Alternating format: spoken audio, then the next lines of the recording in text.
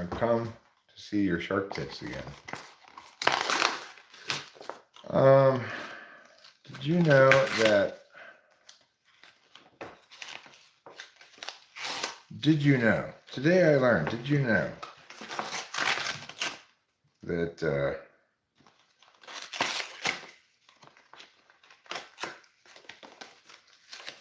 that soccer is a sport in which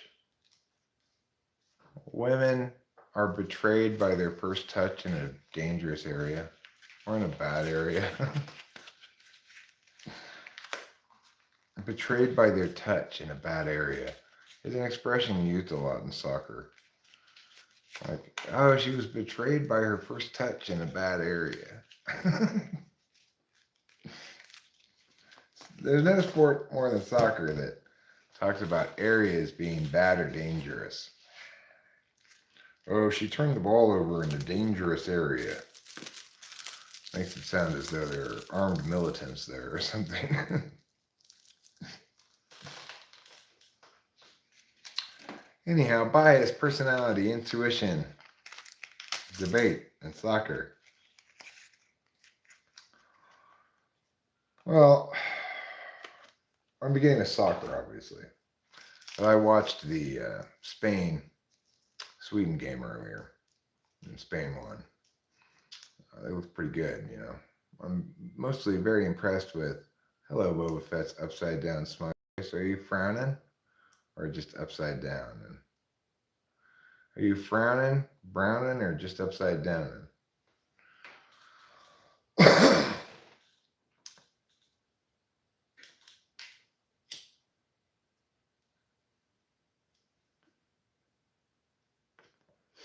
So I talked to Dark Sunshine this morning on the Google Meets.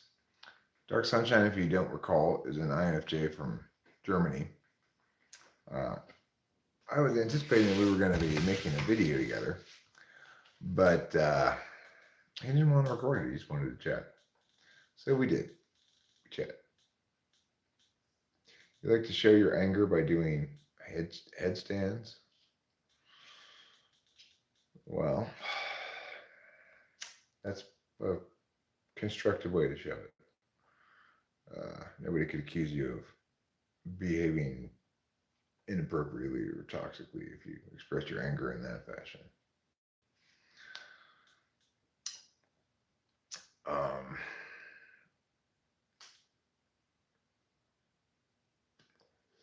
That who was Italian. So anyway, I made that video the other day called Resolutions of Defensive Typology or Defensive Typology Resolutions or whatever. And I removed yet another annoying comment by Jeff Shaw. You know, it's a frustrating reality that YouTube doesn't structure things that allow me to ignore things. So there are plenty of comments that I don't like that I would choose not to remove. Well, his name is Paolo, maybe, but he doesn't look Italian at all. He looks just like a German guy.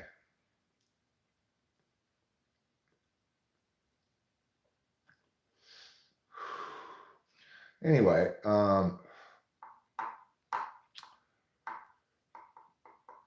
you wish YouTube comments were like Reddit upvotes? I'm not exactly sure how Reddit upvotes work, but when it's the exact same comment every single video. Well, the thing is, I like to leave comments that I disagree with, but that aren't guilty of anything in particular that I could say is, you know, unacceptable, right? Jeff Shaw is a bit of an exception because I am just, it's like my FI polar is, good morning, Don Kainos. My FI polar is a little less resistance free than it might be either earlier in my life or earlier than my YouTube, earlier in my YouTube career. I call it that. Career is not the right word for it, but whatever you want to call it. Um, but nowadays, I recognize, and this has a lot to do with having been in a relationship with Kimberly, I recognize that there's no benefit in facilitating others who are merely trying to do you harm, regardless of whether they cross any lines or not, you know? Because ultimately, what I recognize is that even though I immediately see through all of Jeff Shaw's bullshit, that it's not always going to be the case for everybody, right? So, what I don't want is somebody creating confusion inauthentically, like Jeff Shaw would be doing if I left his comments up there. It's like his response to my resolutions thing was just so annoyingly non-responsive. He was, I guess, trying to make an argument that basically, I'm not sure exactly what he was trying to say. He was trying to attack me on the use of the term metaframe. But of course, in that video, I specifically articulated this is how I'm defining it. You can defeat this definition by either producing another example of a thing that also of something that also subsumes everything, or by critiquing the possibility of there being any metaframe at all. That everything can find something else that can subsume it. And give me an example of that. You could find aspects of life that aren't subsumed by cognitive functions and point to those as evidence that it's not the metaphor. I presented all these possible ways to critique it, right? But instead of critiquing it in any legitimate way, he just pulled his FENI bullshit again. So I just removed it, and it made me wonder, like, is he trying to suggest that there's a lack of uniqueness here? Like, uniqueness in debate refers to the idea that for you to be able to claim the impacts from something, they need to be unique to that thing. The example I like to use, or used to use when I was coaching debate, talking to these students and stuff, was if I'm advocating in favor of providing each citizen a pair of free chopsticks, and I'm claiming an impact of preventing starvation, then the response to that should be putting food in your mouth is non-unique to chopsticks, which is to say, chopsticks are not the only way that people can get food in their mouths. In fact, it's non-unique even to eating utensils, because people can just put food in their mouths with their hands, or even potentially lean over and eat it off with their mouth directly, like a cat or a dog. So there's no reason for the app, therefore, to get those impacts of preventing starvation, because they're assuming getting food to your mouth is unique to chopsticks. A little Pop Tart. Yeah, I'm not chemtrail boy.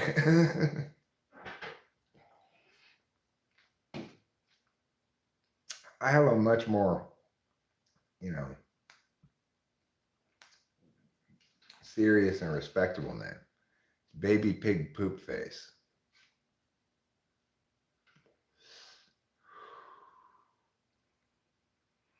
Why wouldn't I question the link between chapstick and substance? Well, I mean, in that instance, okay, so no, between chopsticks and being able to eat, right? If you claim as one of the impacts uh, of giving everybody a free pair of chopsticks that you're going to reduce nutritional deficiencies because people will be enabled to eat better, you're claiming impacts that are non-unique to chopsticks, and that is why we shouldn't listen to you for that reason. We shouldn't listen to that reason, right? So, what is a metaframe? A metaframe is something that every other frame and case level stuff can be explained under or by. In math and science, in math and physics and stuff, they have this notion of a grand theory of everything, which tries to find, like, basically, it tries to have a complete model of all the physics of the universe. Um, such a complete model or grand theory of everything is missing a few components currently, such as there probably is a fourth force of nature that is out there that we need to account for, and it's observation. I've posited this for quite some time. I saw this morning an article that said scientists make new discoveries suggesting fourth force of nature. I've been saying the time that for a long time, but philosophy is always ahead of science. It's just the nature of the beast. Philosophy doesn't require the laborious time and energy that experimentation does. So, it's like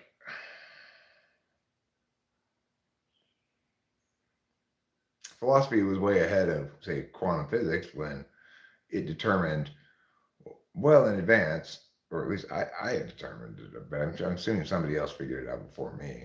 The How the answer to the question, um, if a tree falls in the forest and no one's around to hear it, does it make a sound, is informative about the importance, or the come firstedness of an agent. In other words, you can't really make any honest claims without agent specificity,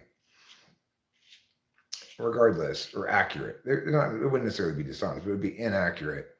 That's why the idea of English prime exists, and it's been recommended that all actual science papers be written exclusively in English prime. But that's probably not going to happen. Um, Regardless, a metaframe therefore subsumes everything. The reason why cognitive functions comprises the metaframe is because whatever else you're talking about, you can get a higher up vantage point and subsuming it by saying, here's why these people and how these people are engaging with this thing here. So if you take like physics, for example, and you're asking a question about how long will it take this object to fall from this height given this amount of wind resistance, etc., on planet Earth, you're trying to calculate that question. Cognitive functions will not be informative at all regarding how to calculate that specific question, but it comes before. What it explains comes before that question. It namely explains why and how those people are choosing that question over something else, what they're attempting to do with it, and how it's a reflection of every other instance of reality. Namely, it begins first with an agent paying attention in one of multiple ways. And so, since that comes before any other object of analysis we could possibly talk about, it subsumes every other object of analysis that we could possibly talk about. Anything that doesn't begin, like if I say Susie went to the store, it subsumes it but doesn't provide any additional information. I simply say Susie likely had an SI intent to go to the store, and then attended by extroverted sensing to go to the store. That's not very informative at all, but it does subsume it. So, in that regard, what I mean by metaframe is if we're going to have a single explanation that can say something correct about absolutely everything, even if it's negligible, like it doesn't add any meaning particularly to it. At least everything can be translated into that, or what the questions that come before the questions in front of us are addressed by that.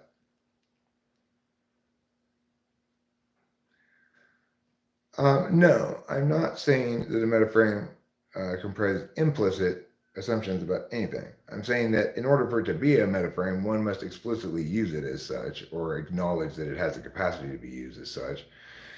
Because what that means is any question you're evaluating, you check first to see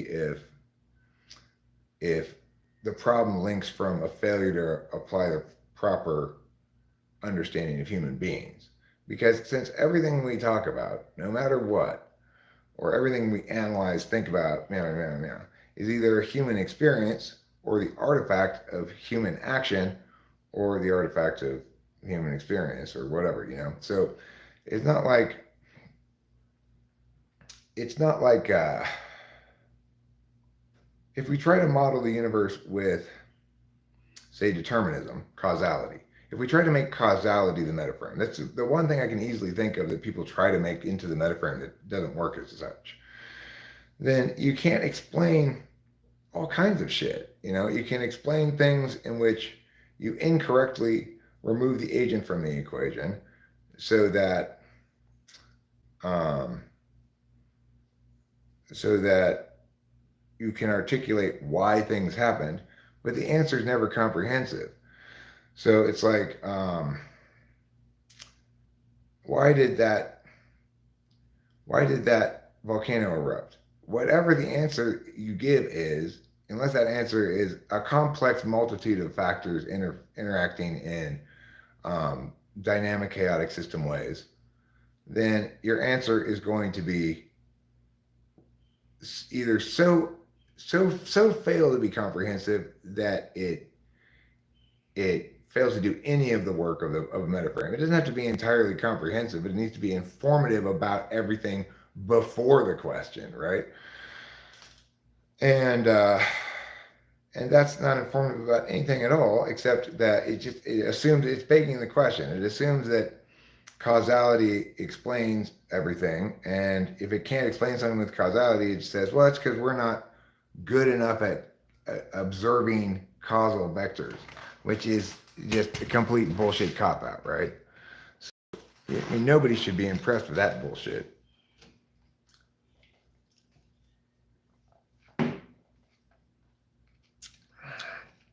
And the reason, of course, causality can't work as a metaframe is causality is an understanding of cascading impacts initiated by specific actions. It's easy to test, but it's either defined narrowly, in other words, that which can be said to have caused something, it is established as such because if we do a thought experiment where we remove that one element, if the outcome necessarily would not have happened, then that thing can be said to have caused it.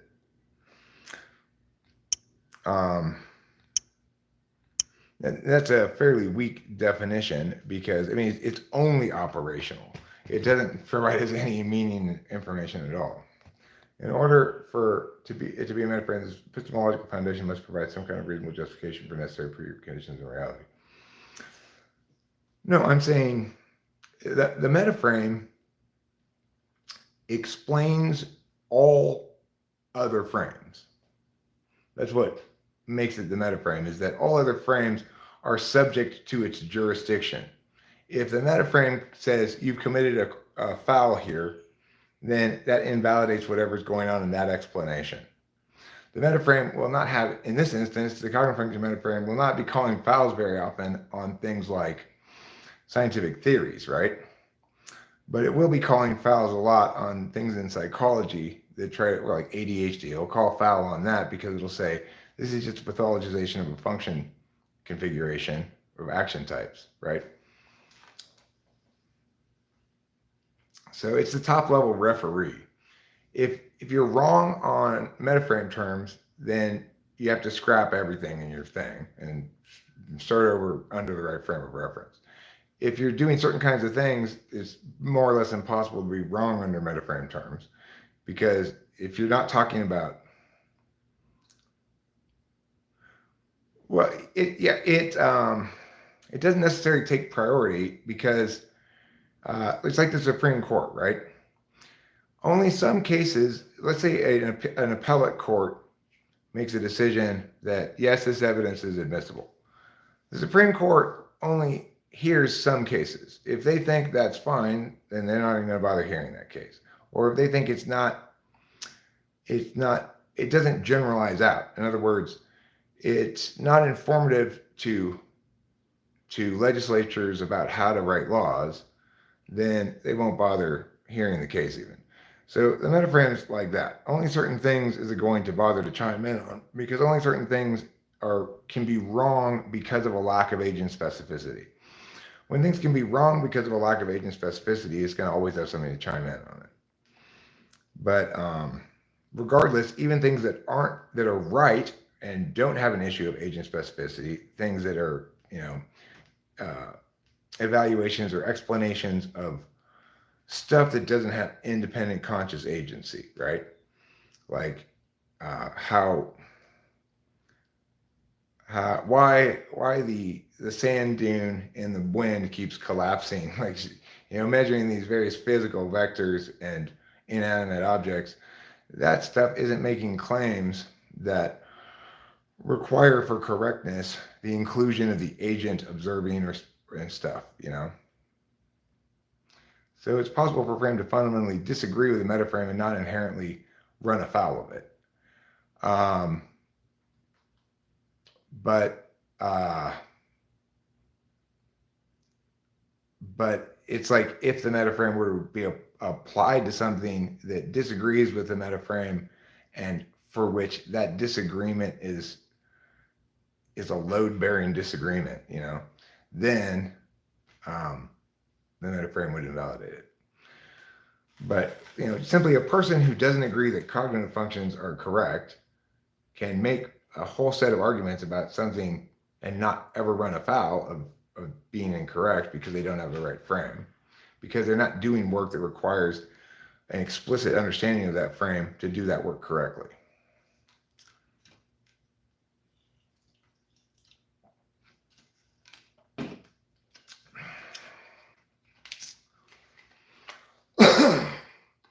So anyway, Jeff Shaw wrote this. Well, what meta means is above. So like in any debate round, okay, let's talk about a debate round which has a resolution in it. Let's say the resolution is the United States federal government should subsidize cheese.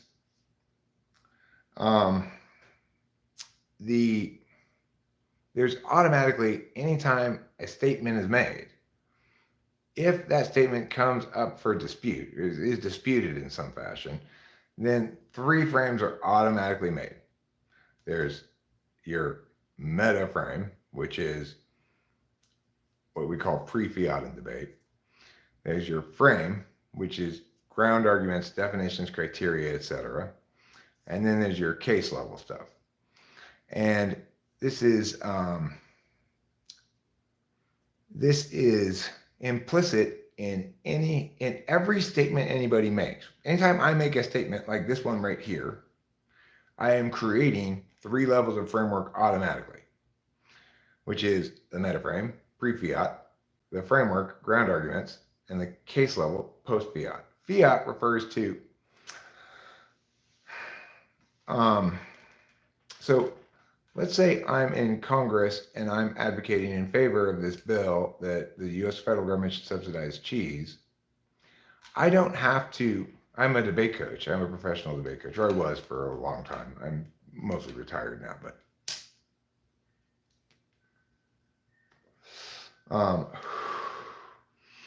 so the affirmative normally shouldn't be expected to argue that there's sufficient political will to pass this bill. That's considered the line of fiat. Like, I'm advocating in favor of subsidizing cheese. You're supposed to make your decision about whether we should subsidize cheese after all of this debate.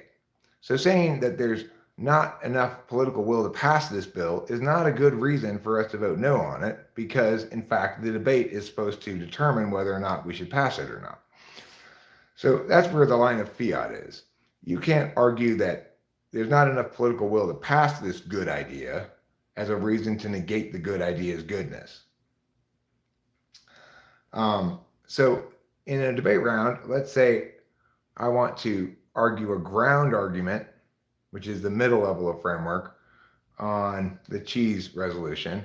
I would be making arguments about the definition of the word subsidy, the definition of the word cheese, or some criterion that a prospective judge should use to evaluate the round. Like, whoever shows that, if I show that affirming produces net benefits, I should win. If my opponent negates successfully and shows a wash and or net harms, then they should win. That would be that's the middle level of framework, right? But let's say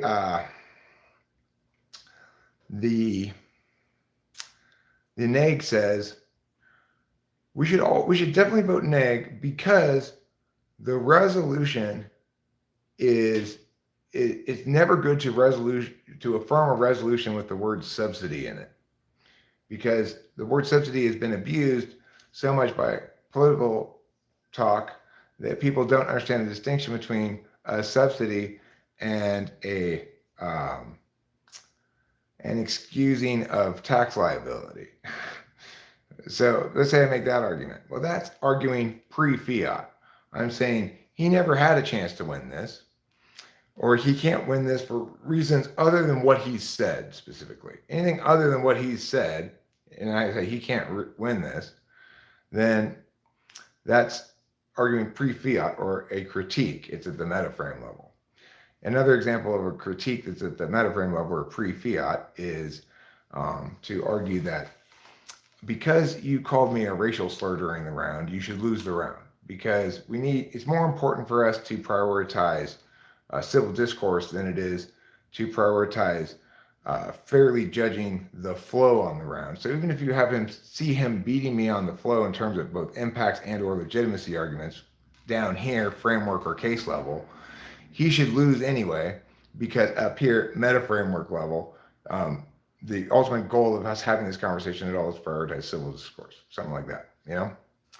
So there's an example of how every statement always implies necessarily a framework, a case level, and a meta framework. The meta frame refers to a single meta framework that subsumes a fourth level of framework that subsumes every other implied threes.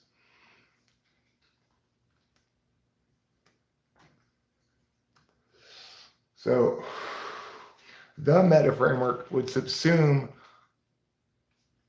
the meta framework in the cheese resolution, right? Because that's the top of the three levels of automatic framing.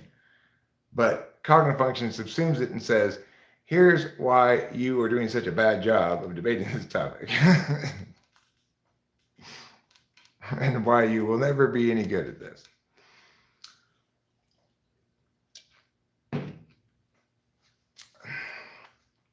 So it's like, the thing that annoyed me so much about that Jeff Shaw comment was because it's a topic that it's not impossible to understand or anything. And I did maybe not a great job of explaining things in that video, but you had to ignore everything I said in that video to object to my use of the term meta framework on any reasonable grounds, because I qualified what I said so much, right? It's like, here's how I'm defining the term. Here's how you can falsify either that there is a meta frame or that the cognitive functions comprises the meta frame, or you can provide an alternate definition of meta frame. I mean, all these things. He did none of those things and just took the general gist of my willful attempt to put out in front of people, here's where the vulnerabilities are, as like evidence that I thought it was vulnerable, which obviously I don't think it's vulnerable at all, or else I would be losing points occasionally, you know? The thing is, if you trust the process, you don't need to worry about policing yourself so much. If I'm wrong, I lose points, you know?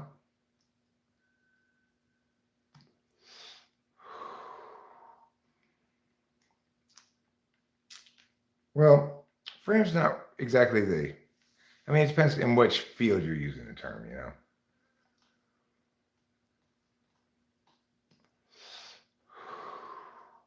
Like for a debate, for a disputed statement of the sort that I indicated, the framework refers to definitions, ground arguments, which are just definitions, and criteria. In other words, making explicit how people should evaluate the question in dispute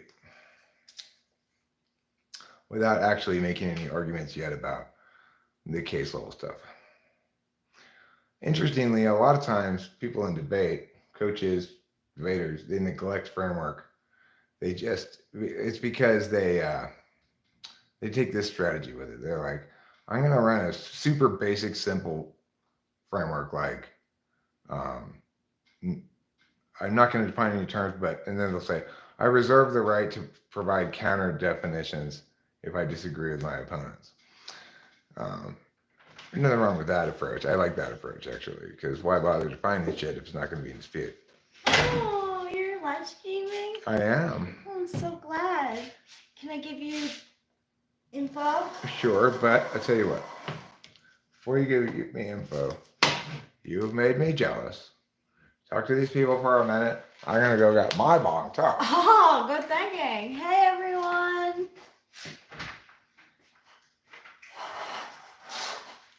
How are you 16 people doing? I just got off the phone with my mom.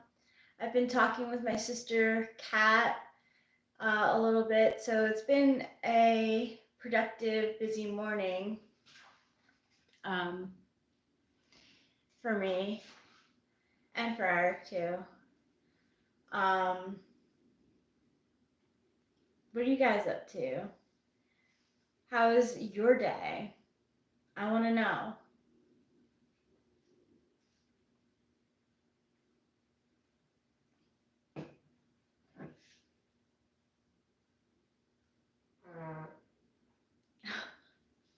Farted.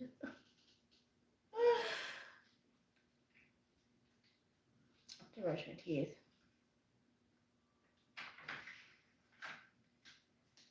Okay, so tell me all the exciting news, Rachel. So my mom's super excited. She loves what we chose.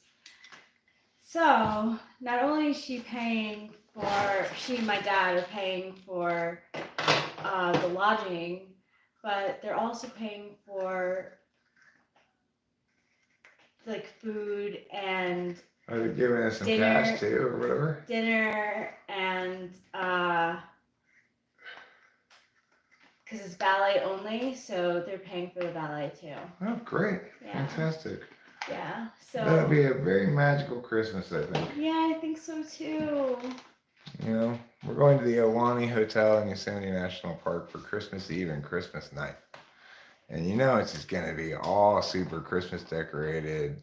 It's like the slickest hotel in the national park system. It's old, but you know, like it's been like I guess retrofitted or refurbished or whatever. But it's not like old and non-luxury like the what was that place called? Oh, the one where we went to see last. I don't remember. There's another hotel in Yosemite National Park, like inside the national park. Winona? Winona, right. Winona looks like a cool place. Great place. Great place to do a 4th of July thing. You know, it's very summer campy. It's got multiple buildings that kind of look like dorm buildings, you know? And then it's got some like cottagey things and stuff. It's kind of rustic, kind of ideal for like a family on a summer hiking vacation or something. A lot of hiking trails around there and stuff like that. But the fancy one, the upscale one, is at the other end of the park, and it's called the Ahwahnee Hotel. And it was built a long time ago too, but it was meant to be fancy instead of like useful. So I'm excited to go there. You know, I just recently went to Yosemite National Park for the first time in my life, even though I've been spent my whole life in California. You idiot! I idiotically brought this in and didn't bring my bong. What a shame.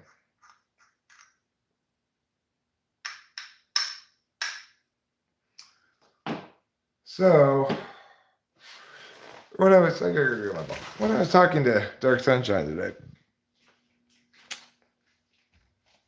he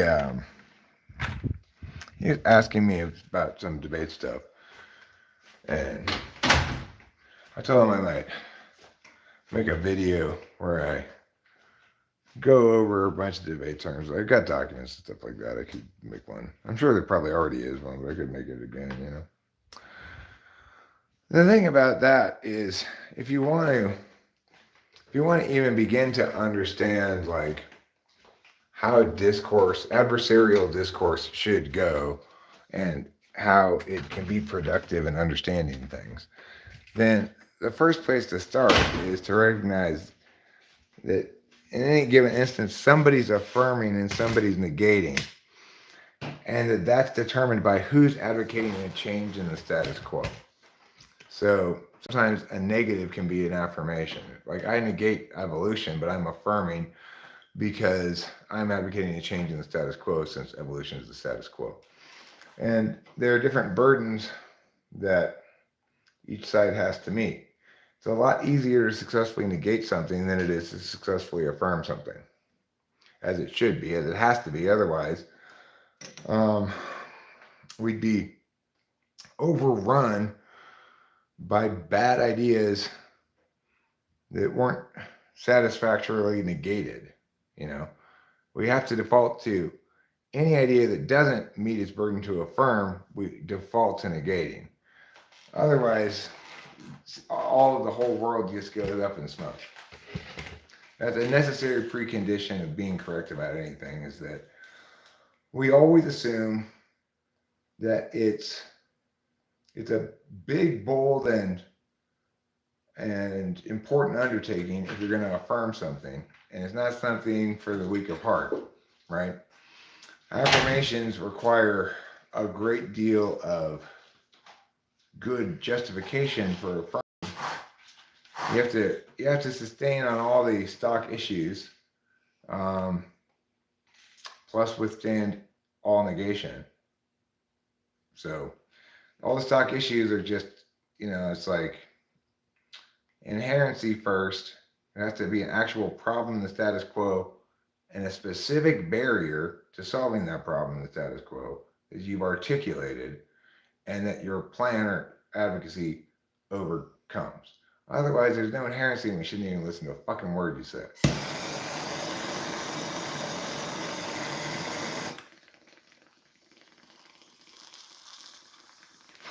Now that's for plans. For advocacies, it's a little bit looser on inherency, right? If you're just advocating that a given perspective is the correct one, we should affirm that this statement is true, for example, then inherency isn't necessary to establish. All you need to establish is that it's not considered true in the status quo for you to affirm it,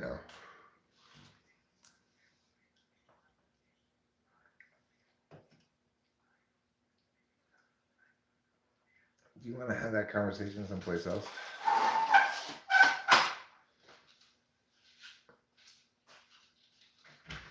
Richard got on the phone with somebody, I'm not sure who. I didn't want to talk. She was clearly listening to something. I didn't want to say too much, or else she wouldn't be able to hear what she was trying to listen to. But that's the sort of thing you should probably not do right there while I'm talking in the live stream. But say let me.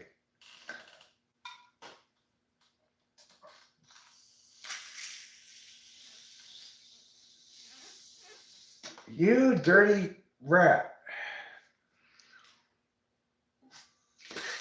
There, that's better. So Mr. Bobby took exception this morning with my calling Selena Gomez not a natural actress. But this is the sort of thing that happens to me all the time. So his response was, of course she's a natural actress. She began as a child by acting in Barney, then in this Disney thing, then that thing. She was an actress before she was a singer. Of course, all he did was prove that she was a child actress, not a natural actress. You can't just say, well, natural actress equals child actress and write a big comment just ignoring the fact that those aren't the same thing. I mean, obviously, I don't care about that subject at all. It's not important, and so it didn't bother me that he was doing that so much. But I can't help but point it out, like, why do people do that all the time? All the time, people do that.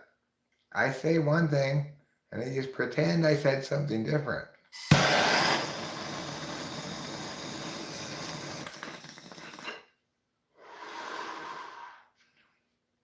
I didn't say Selena Gomez wasn't a child actress. In fact, I think I actually knew what Bobby was saying anyway before I read it, which is that Selena Gomez got her start in. I had thought she got her start in Disney. I didn't know she was on Barney. But, that's my career dream, of course, is to someday be on Barney. I'm going to be the oldest flexer on Barney.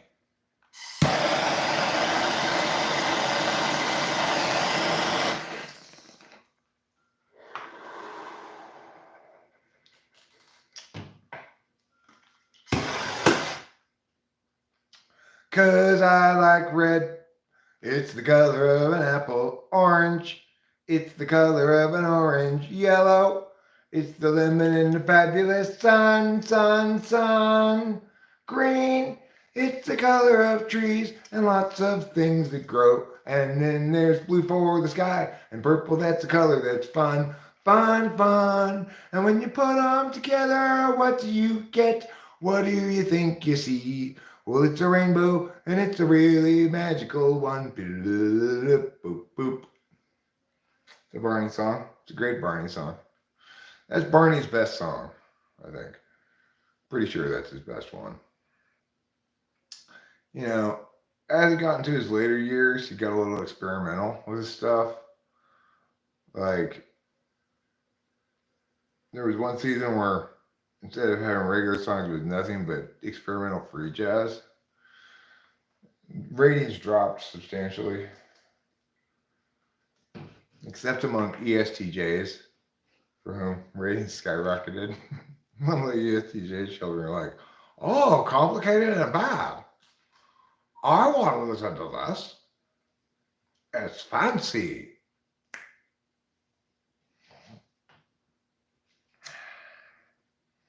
ESTJ children watching Barney. I wish they had more free jazz in this. It's like, God, how unoriginal. I can remember the melody of this song.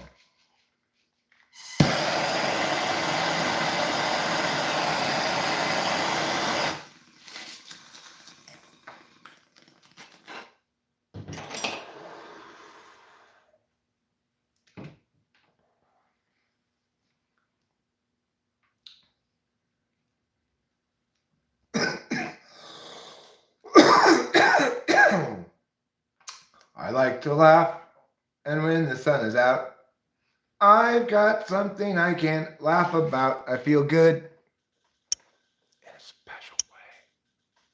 So special.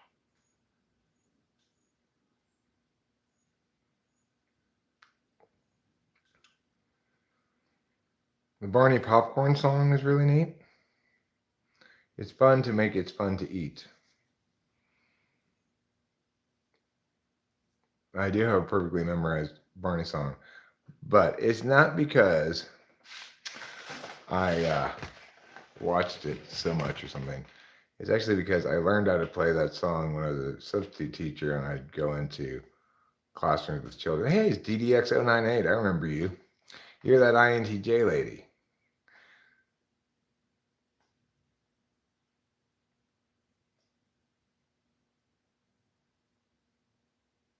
No, I never finished that series. Joe Smith. A lot of people have asked me that. The answer is no. Meds are kicking in, so.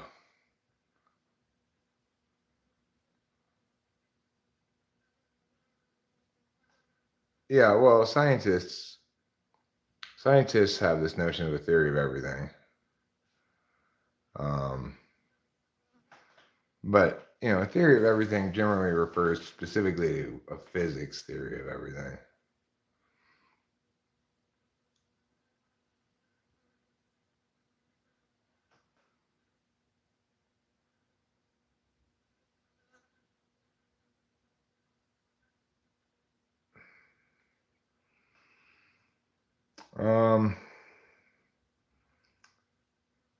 Makes it a little hard to play guitar, though. It affects my ability to think creatively or access my subconscious, such as the ability to spontaneously come up with a melody or intuitively know which frets to hit. Be interesting to see how different drugs from psych meds to street drugs affected the manifestation of different types. Well, I know a lot of people who don't smoke weed, because the thing is, if you don't smoke it all the time, the high you get from it, some people like it and some people don't like it, really, Oh my gosh, it's so good having an ESTJ to get shit done. You just call and all of a sudden it's all happened, huh? Well, I got a call back Uh-huh. because they don't have the room that we wanted available for the 24th. Okay. So my mom's gonna see what rooms they do have available so that we can stay in the same room and we don't have to change rooms. Okay. But also, changing to a different room in the same hotel for the second night would not be the end of the world for me. Okay, so you can just let her know if you're cool with that. Mm-hmm. I don't think that's a big deal if we have to sleep one night in one room and one night in a different room. That doesn't matter to me at all. Okay. I can see how, like, somebody who was staying for a long time and had a lot of stuff to unpack and pack again wouldn't want to change rooms, maybe, but we're just going to be there for 2 nights. So how difficult could it be to change rooms in the same hotel? Yeah. Probably not that difficult.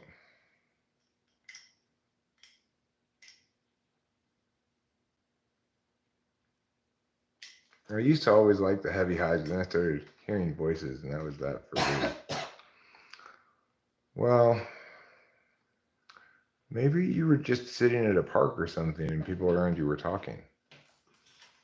Did you consider that possibility? I have to consider all of the possibilities. You do. For everything, all the time. That's why you should never be doing anything other than considering possibilities.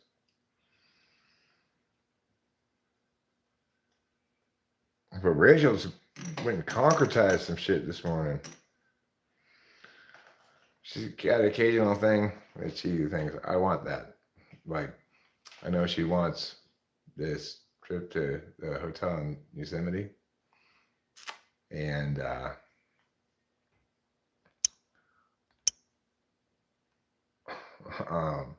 well, just anyway, so she's gonna make that happen because she wants that. She wants to have this Christmas party. I do too, but wanting something is not sufficient motivation for me to do things usually, because I'm not that clear on what I want or something. I'm not sure why. Rachel doesn't want very many things, but when she does want something, she'll make it happen, Thanks. Yeah. Good job. Thank you. And sometimes it requires me to do something. She gets this kind of troubled look in her face. Maybe brings up, I don't want to be bothered or anything. At your convenience, whenever is fine. But I wonder if we could maybe. Sorry, I've been not doing this for such a long time now. My bad. Okay, I guess I better do it now. Rachel's looking troubled, like a little bit of fear in her eyes. Like, is he gonna just not do it at all? I hate. Here's the thing. Like, I don't want to be a nag. You're the furthest thing from a nag, my precious angel. Not even remotely. Anything you have to say is something I need to hear.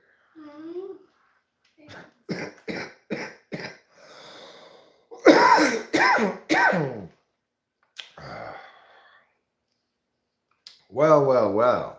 I want to answer Joe Smith's question. He asked, "What qualities do you like in live dream participants?"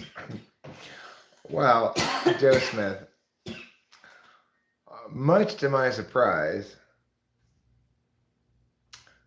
Joe Smith, you are doing just fine. And I don't have qualities that I particularly like or dislike. Uh, Sorry for my message I missed hanging. What do you mean, sorry for your message? I don't know what message there would be there. You have nothing to apologize for, DDX098. I have no thoughts about you except, oh yeah, there's that cool INTJ lady. I like you. You're great. Um, and also, I don't have expectations about people sticking around either. Like, I would be I would definitely say something like, I wonder where Winston's mom is if she just disappeared and didn't show up anymore. Probably Jeremiah. Like some of the real long term regulars, I would definitely say that, but not for long, before I just get used to the new norm. Kind of like being an SI person is part of it. You get used to SI people, you can slow boil them in anything. Whatever the current reality is, as it becomes you become accustomed to it. That's reality as it ever was.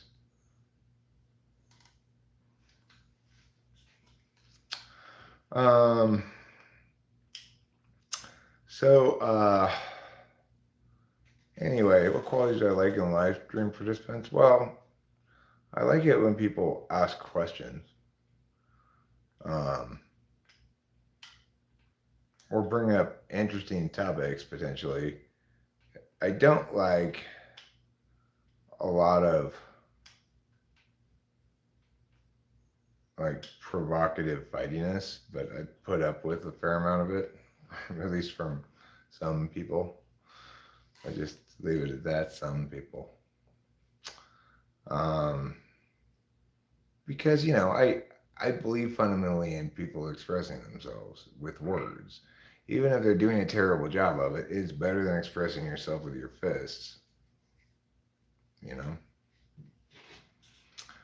So I don't like to censor people or remove comments that I don't like very much just because I don't like them. I don't like to what used to be called astroturf the comments.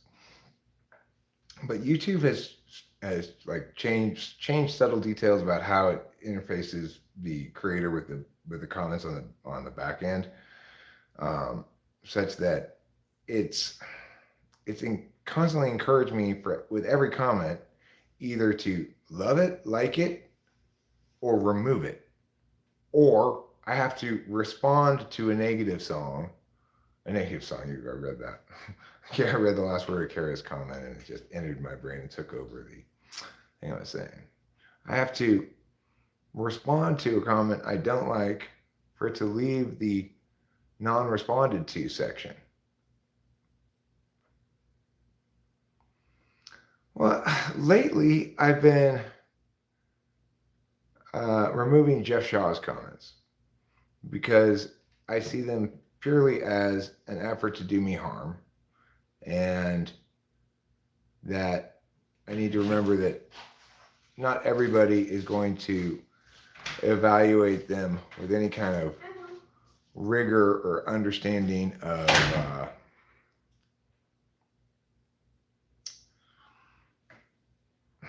anything. But yeah, the point is, it's like if you push comments, it shows you comments not responded to. You don't have to put that. You could put like all of them or whatever.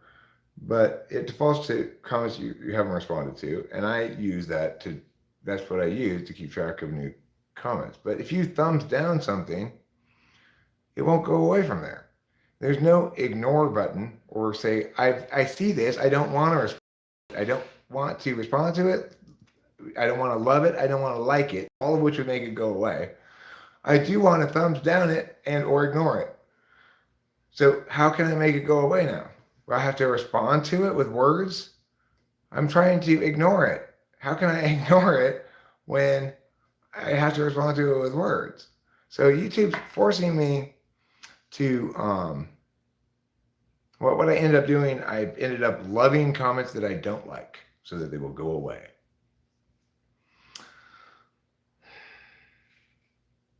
Mostly. But I've been removing Jeff Shaw shit because of that. And how do I determine it's an effort to do me harm? Well, because in his case, I think you can't really determine that definitively, which is why I tend to err on the side of leaving stuff, right? For any given comment. But for this person, every single comment he puts is not just doesn't it's not just disagreeing with me, it's an attack on my fundamental legitimacy. So he's saying things like, Eric can't type intuitives. He can recognize them, but he can't type them. I'm going to remove that comment because there's no justification for the claim he's making, right?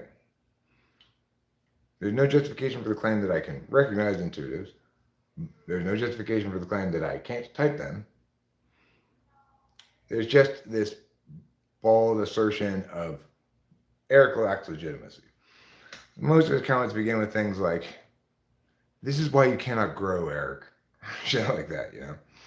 But none of them, I mean, none of the ones I remove, and pretty much none of them at all, are anything but vague attacks on me, generalized attacks on my character, my person, my legitimacy as a typologist, my intelligence, my intuitiveness, my ENTP-ness, which I don't, you know, people can try to type me as something other than ENTP all they want. I don't give a fuck. But give me a reason, right? Just any single reason besides just making these statements that are negative about me. Yeah, I did. I said the word penis.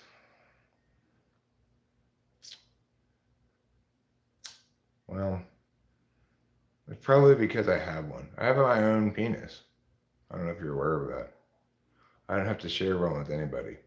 I think Jordan Peterson is an ENTJ. You could make the argument he's an ENFJ, but I don't think his FE is good enough to be an ENFJ. I think the clearest evidence we have that we, without actually typing the guy, suggests he's SI polar. Well, it's his SI is the issue. Like, who, after getting addicted to benzos, goes to Russia for some illegal process to get oneself clean without having to experience any of the thing? That's very treating your body as though it were like your car. You can just take it to the mechanic and have them do whatever you want them to do to it. It's insane. Only SI polar people think like that. But I mean, that's not definitive. It's not the case that only SI polar people think like that. You might get that in 6 or 8 slot potentially. It depends. But I mean, I barely remember the debate with the superpowers. I barely remember it.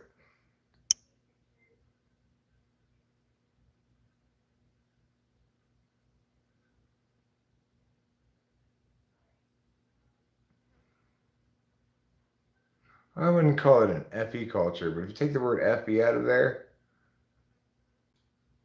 then I agree with what you're saying completely. Did you just take that word FE out? I like that.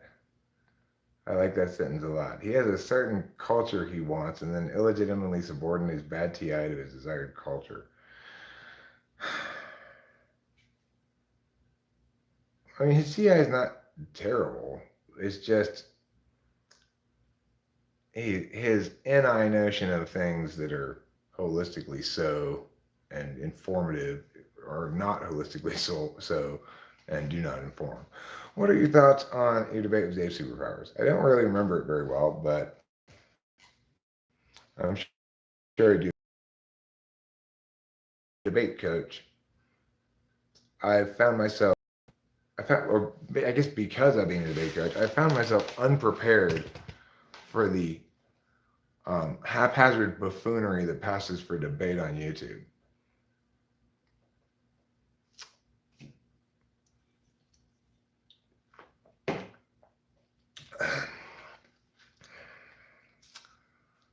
It's like, why are you two people making those noises? I thought you were supposed to be debating something and or at least discussing this topic in some kind of productive fashion. I was assuming that people were operating under the same frame that I was regarding that, which is that you debate things or have adversarial rhetorical discourse for the purpose of eliminating / validating certain ideas against other ideas. That's not why people are doing it on the YouTube at all. They go into the thing with no willingness, interest, or ability to learn anything from the experience of debating with the other person. It's shocking. Like any good debater,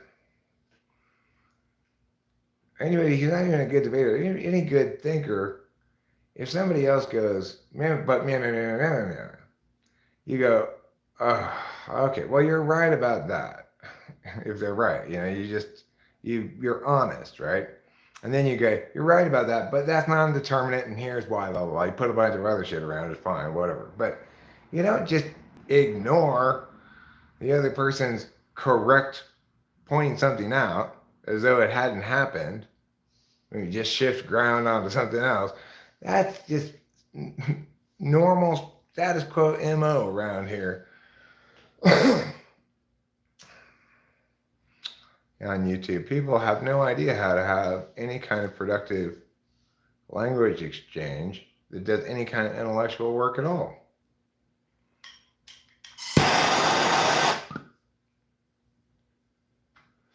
These people like Destiny or whatever. He seems like he's a reasonably smart guy. That he must have debated or something, because he kind of seems like he knows what he's doing a bit. But what is he doing then? Talking to these morons.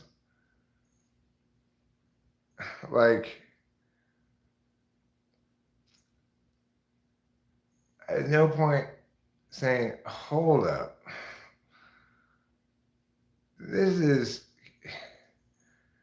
I'm just banging my head against the wall, trying to accomplish anything with these debates, and I'm just sort of inflating my own sense of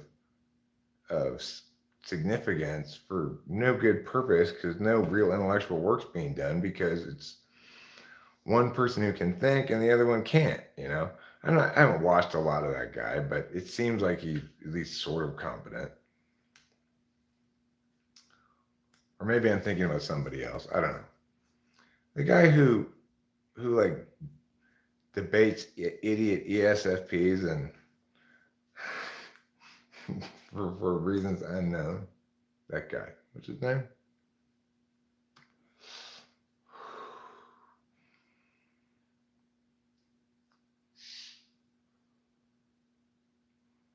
Nobody knows what his name is. His name's Poopface Magoop Gase.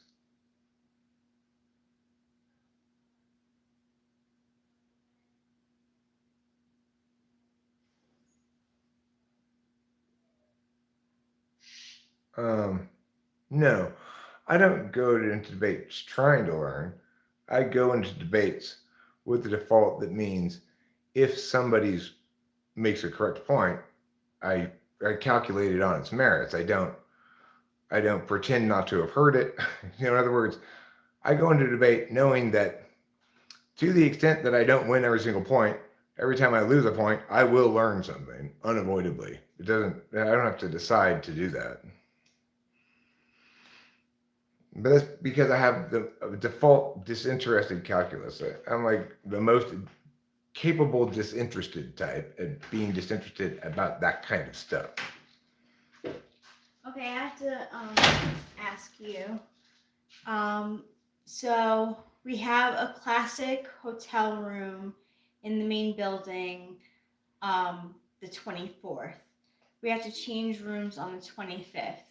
We can either get a double bed, two double beds in the main hotel room, or a cottage room with we don't know what bed.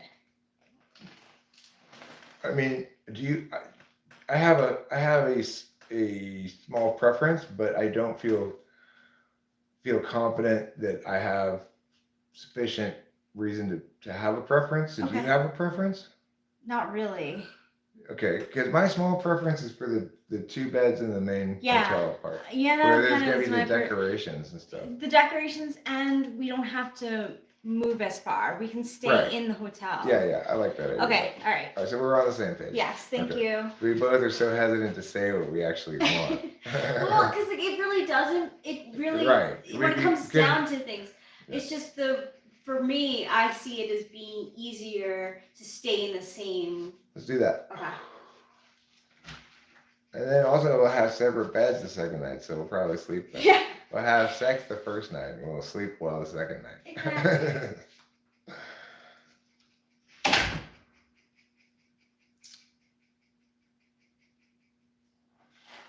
Let's see. In arguments, it's not as natural for us to acknowledge what the other got right because our nature is looking for what the other got wrong if they are against us. Well, I mean, the thing is, that's an FI perspective. For a TI person, it's natural to negate not just other people's stuff, but your own stuff as well. So if somebody else is negating something of yours and it works as a negation, TI recognizes that because it's disinterested. To be disinterested means to be negationary, because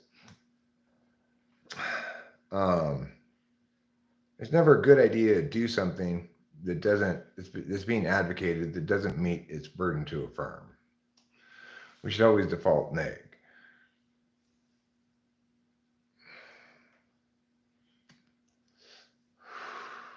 What is the term?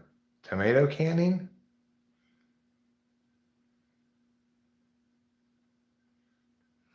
That's true, Joe Smith.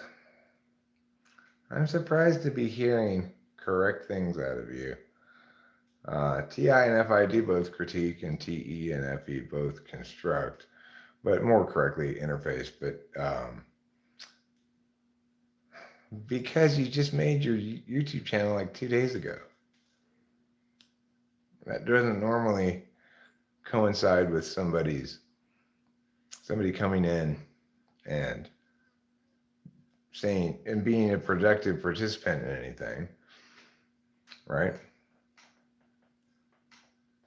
Under a different account?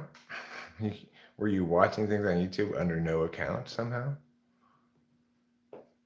Or you take on novice opponents to look like a champ? Yeah, well, exactly. What is that guy doing? What does he think he's accomplishing? Giving those idiots a platform to just like represent the wrong way or whatever to do things?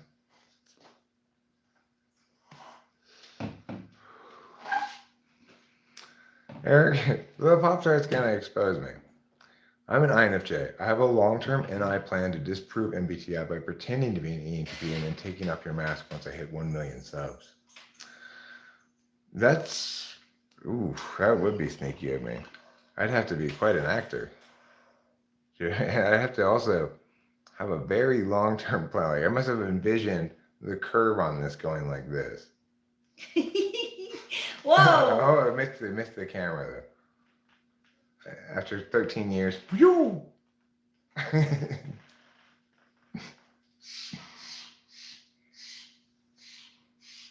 have to make a channel to comment, and so far I've had no desire to comment or make a channel. Oh, I see. Well, what do you know? Goes to show you what happens when you trust your intuition too much, huh? It's like if I was somebody who was just trusting my intuition, given what was going on, somebody coming in with a channel that they just started like the day before or something, whose last name was Smith, I assumed immediately when you showed up that you must be that guy, right? But immediately I thought, but this person seems so smart and civil. Could that guy really pull that off as an act? And I've just been kind of like confused about it since.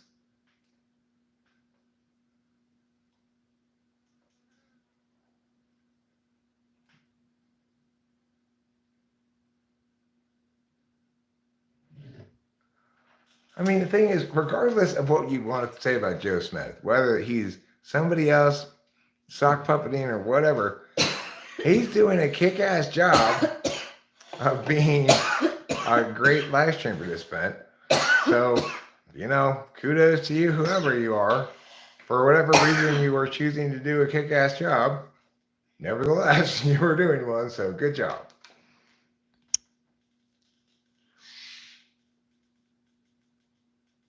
C.S. Joseph says Annie is good at predicting the future and knowing what others want. Is this correct? No, it's not. I'm pretty good at predicting certain kinds of futures, bad at others.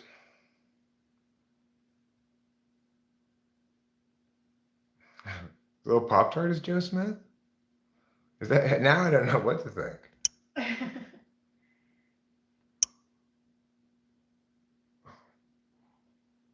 It is possible. I mean, I'm not saying it's impossible to conceptually to do what I'm describing potentially him doing, which is successfully convincing me he's a great live stream participant. I just don't think it's possible for the people I think who I was thinking it might be to do that. It is possible to do that. I don't think Club ENTP can pull that off. I don't think your old pal Michael Smith could pull that off either. But I could be wrong, Oh, well. Did FG just get typed? Frank? No, FG. Who's FG? I don't know. Frank Games?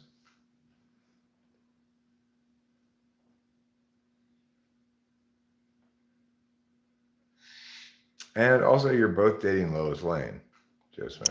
You and Little Pop-Tart are both dating Lois Lane, so it's another reason to think you might be the same person. Wow, Lois Lane she exists, so does that mean that Superman exists? No, they're both. Superman is just make-believe, Rachel, obviously. There's nobody with superpowers, jeez. Lois Lane is real, but there was only just really Clark Kent, never any Superman. Oh my gosh. What does he have, like psychosis or something? No, it was Stan Lee who had psychosis, actually. No, I only put on glasses when I'm streaming on my phone. When I'm not in front of the TV and I can't see the big screen. It's possible like Fly Guy is Cloud playing the long game. I don't think Fly Guy is Cloud because I think we have a variety of reasons to believe Fly Guy is married to Carrot and that they're real people. You're getting a phone call. Oh. That's fine. I got another one. You need to answer that? Yeah. Hello? Hello?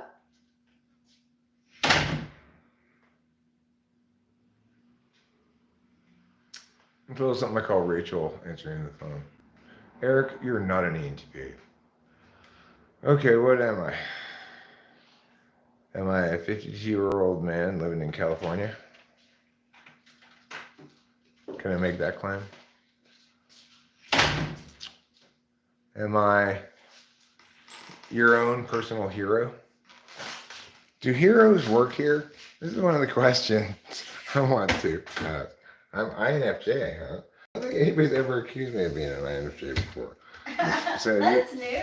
Yeah, good job. You get credit for at least coming up with one of the 16 types nobody's ever accused me of being before. Because in general, every time anybody wants to tell me I'm something other than the ENTP, I'm going to think, of course, well, this person is just trying to attack me because, like, what else could I possibly be?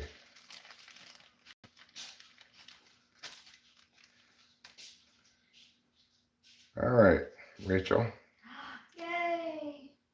You get to, I'm going to reward you for your wonderful good behavior of breaking that other one by giving you a nice new one. Thank you. You're welcome. Otherwise, we'll never replace these things if we don't periodically break them. That's a good point. Somebody's got to break them. For some reason, mine hasn't broken. I keep using the map gas on it. It should. But these things here, they're not meant to withstand map gas. These glass things. So they always crack when you use a torch on them. I've been using the torch on this a lot, and it's just sturdy as hell.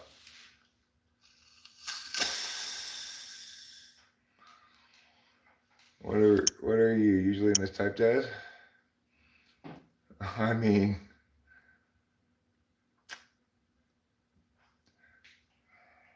the thing is, I'm not usually mistyped. Pretty much nobody who's not trying to just shit on me thinks I'm anything but an ENTP. I'm kind of like the textbook example, you know. C.S. Joseph at one point said that he thought it was an ESTP, which is just silly. Jeff Shaw likes to say I'm an ESTJ these days, but he's called me just about every kind of sensing type in the book. He likes to say I'm some non-intuitive type, you know. And, but people who aren't trying to be wrong conclude, obviously, I'm an ENTP. I'm a jumper. I'm an ISFP who looks exactly like an ENTP.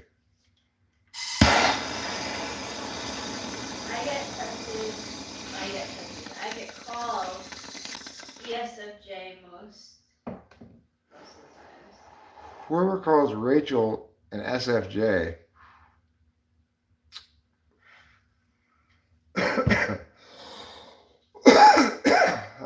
does not understand what SI is or NI at all.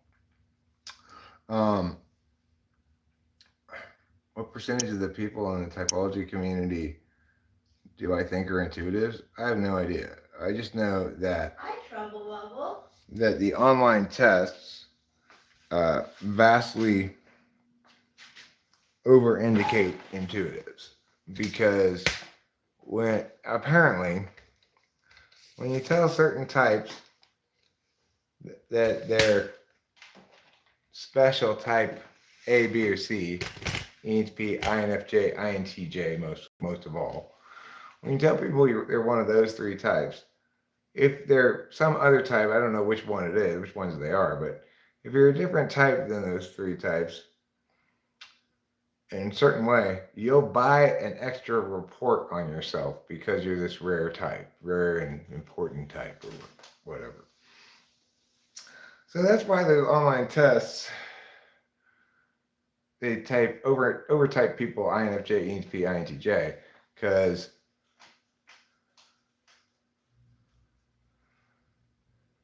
I mean, I agree with you, Joe Smith. I think that overestimates the percentage of intuitives in the random population. I do have an opinion about that. I think that the percentage of intuitives in the general population is probably about 10%, you know. Oh my God. It's probably true. Seems like you meet about 9 sensors for every intuitive. Well, that's like INFP is not too uncommon for. But let me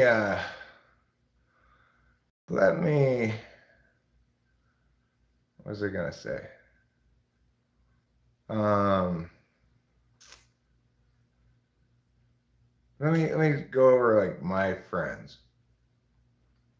and these are my friends. When I had some role in picking, right?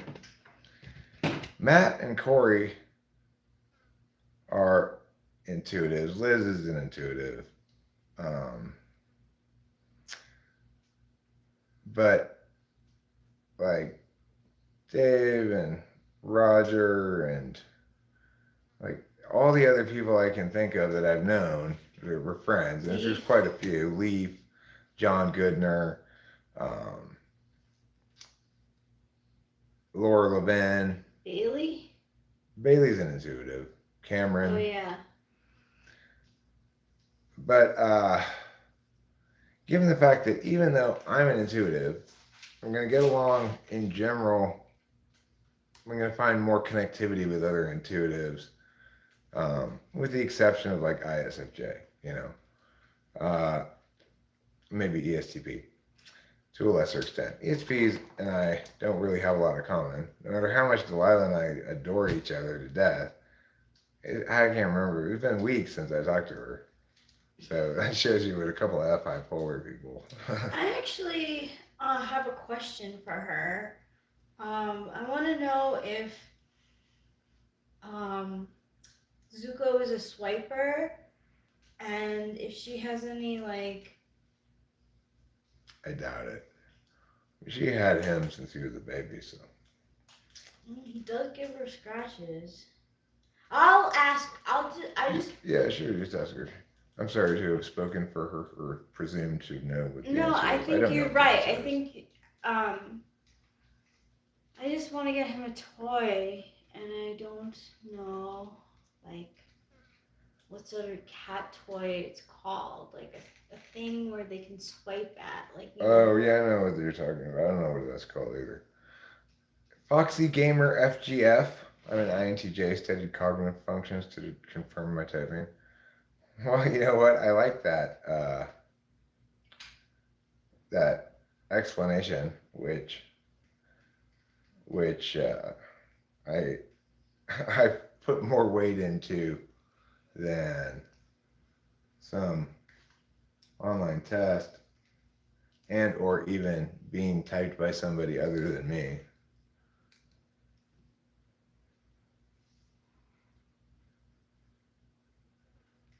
There's a lot of flies in here. I don't know where they get off thinking they were invited to this party.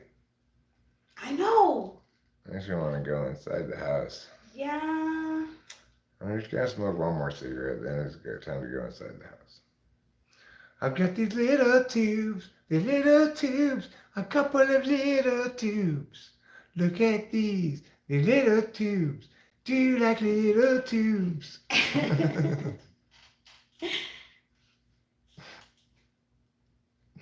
Do you guys like little tubes? Anybody, do we have any little tubes fans out there?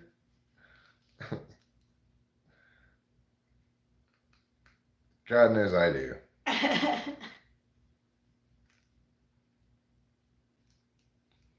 There, now I can see better.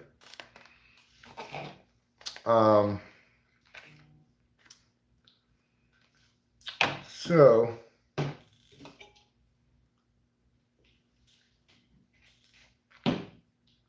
what was I talking about? Let's see. How can you guys be so cruel to flies? Do I know typecast heroes? No, I don't.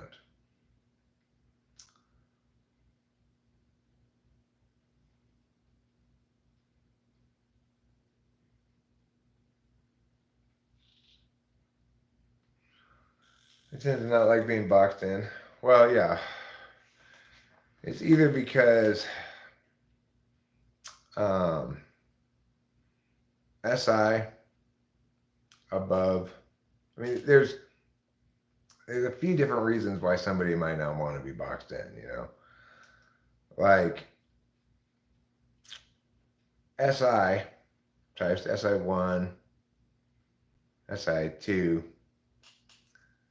they're going to be very resistant to the notion of anything other than their own experiential knowledge being the determinant point about who they are. You're going to reject the notion fundamentally that some explanation could possibly be more informative to them about who they are than their own SI way of knowing things, right? That's one reason why somebody either might not care about, dismiss, or disagree with a given type. Another one is instrumental bottom half NI, in other words, SE above SI. I mean, SE above NI. In those instances, although least so probably in ISFPs, but in those instances, you've got people who want, like ESFPs who want NI to be instrumental to something else. And, you know, what that means is the truth that they've claimed for instrumental reasons. And you're saying you can't use this instrumentally. You can only be used by it instrumentally. And, which is to say, you can only be informed of hard truths by it. You can't build any kind of identity around it or anything like that, you know? And they say, well, that's what one uses truths for, of course. One uses truths instrumentally and can be satisfied in the usage of them, as I'm satisfied in taking a shower or something. But that doesn't mean I've got good hygiene.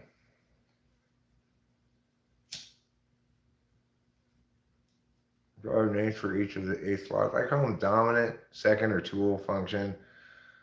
Third, I might occasionally refer to it as tertiary. Fourth, fifth. I mean, I use multiple names for all of these things, but I mostly use the numbers. I'll say polar for 7th. I might say blind spot for 7th. I might say countervalued for 6th. I might say autopilot for 8th. I might say ignoring, or what a better name for it is like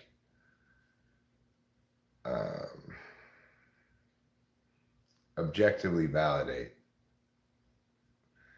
So everybody does objective validation with their 5th slot function. They check to see the legitimacy of objects that aren't their own, that they have a genuine natural disinterest in, you know, a lack of interest in. They evaluate those things against their 5th slot function. So if I'm not interested in a matter, in other words, it's not my own idea, I'm going to evaluate it on truth. It turns out, possibly because of the nature of the functions involved, that I apply that same standard to myself, but that's not implicit in the mechanics of the slots.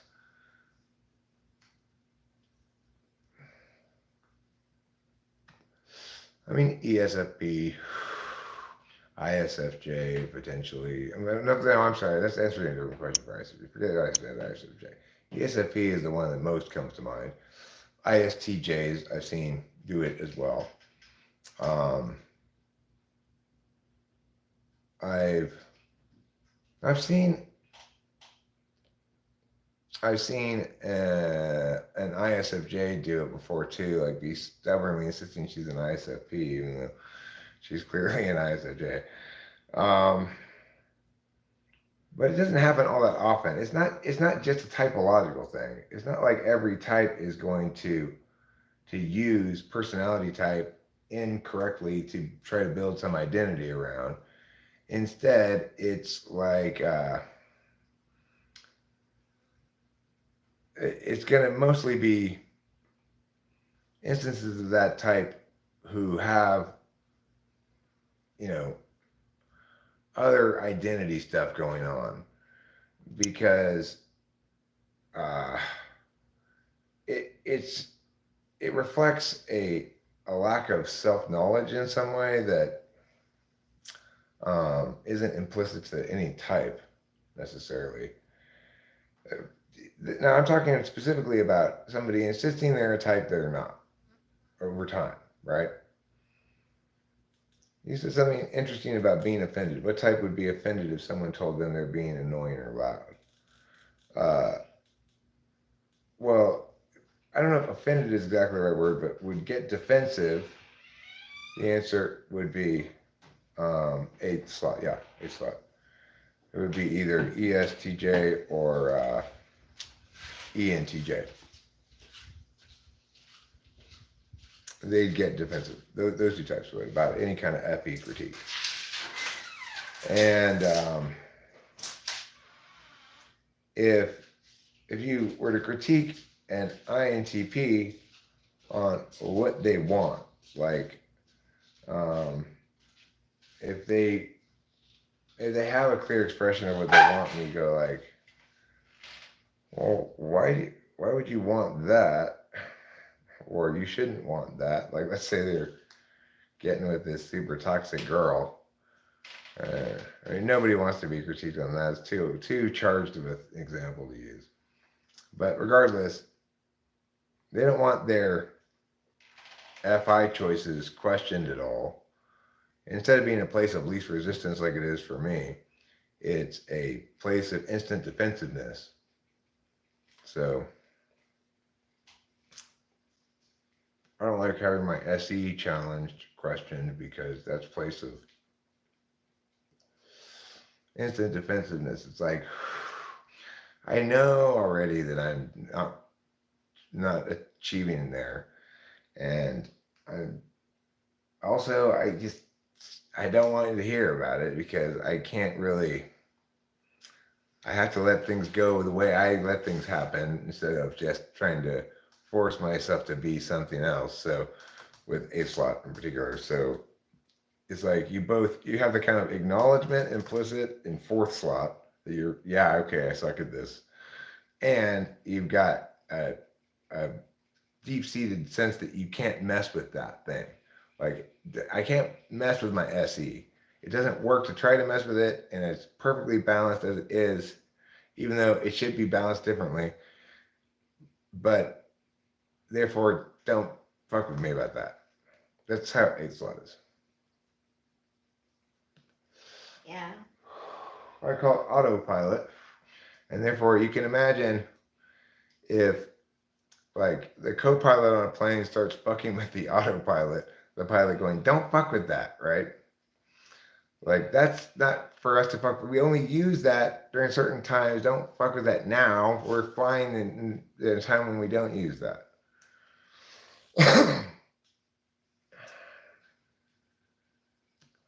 Except we never use autopilot. Like, autopilot's always going on autopilot for us.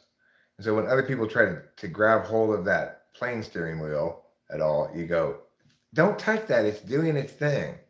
That's the thing I never have to touch. Don't mess it up now. It's always does its own job by itself. I don't have to think about it.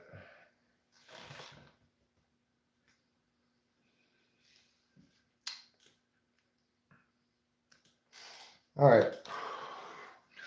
Let's go inside where there are no flies. We're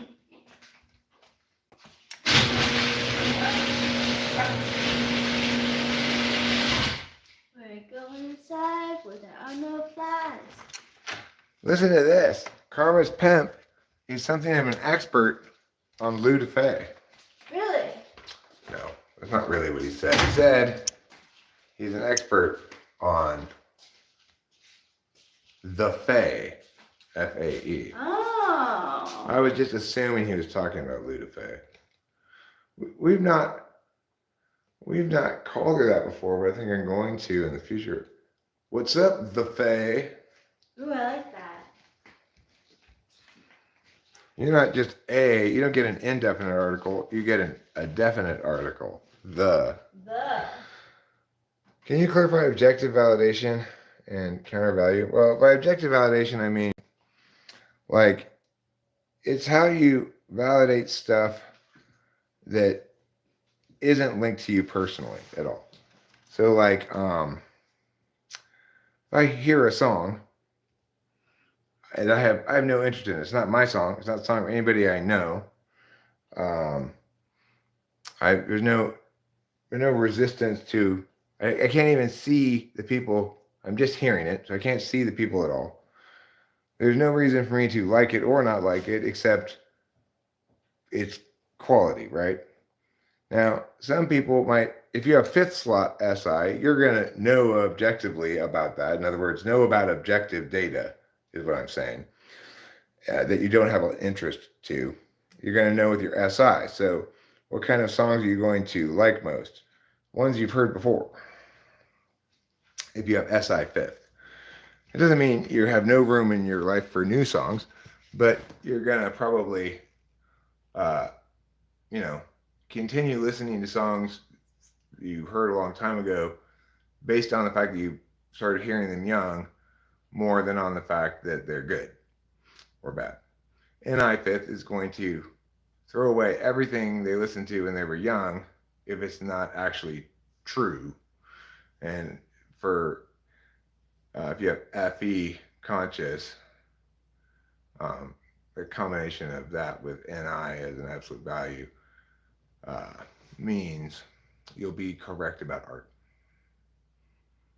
And specifically, you know, most of all music, but Oh, I stand corrected in Picasso's like. So I looked up his pottery. Hmm. mm-hmm. And it's actually decent. Yeah. So I stand corrected. But did he even make the pots himself? I think he did. So he tinkered with it. There's someone has a collection of it. It's decent. Like it's good. Like I still think he's a little like A little gimmicky? what? A little gimmicky? A little bit, yeah. A little NI tool? Yeah. NI tool might be called gimmicky in general. Like,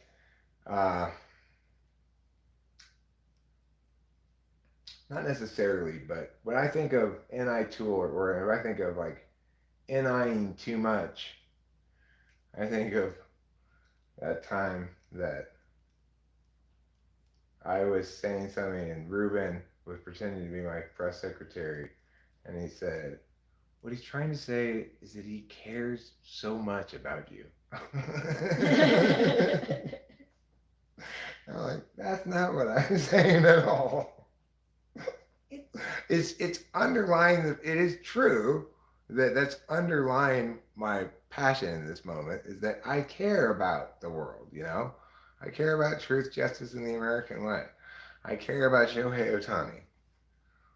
I read every article about him.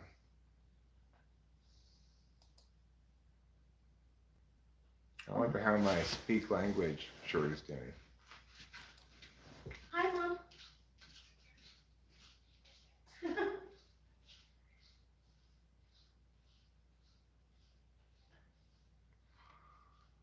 Let's find out how my short is doing. Let's find out how it's doing today.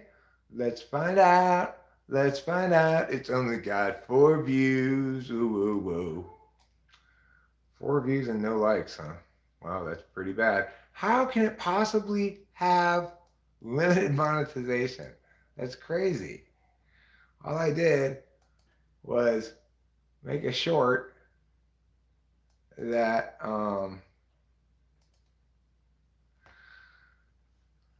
they pointed out this funny mistake on the Google results for that the Alani N did. It says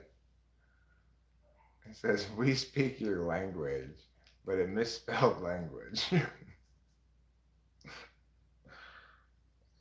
guess they must have thought it was some sort of culturally sensitive short. You figure out what Eric's doing, bot needs some tinkering, YouTube. Because you got it wrong. Eric's not up to no good like you say he is.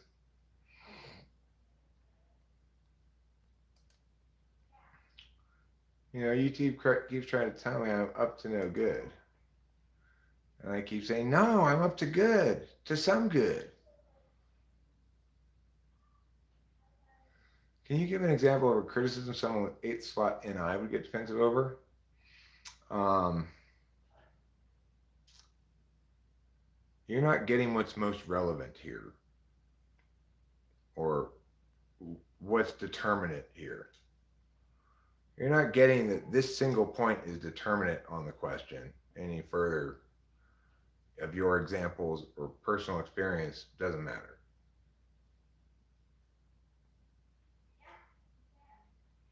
In other words, you can't convince me with more examples. That's something that would make a mortgage. You're ISFJ, right? It's something that would make a mortgage defensive.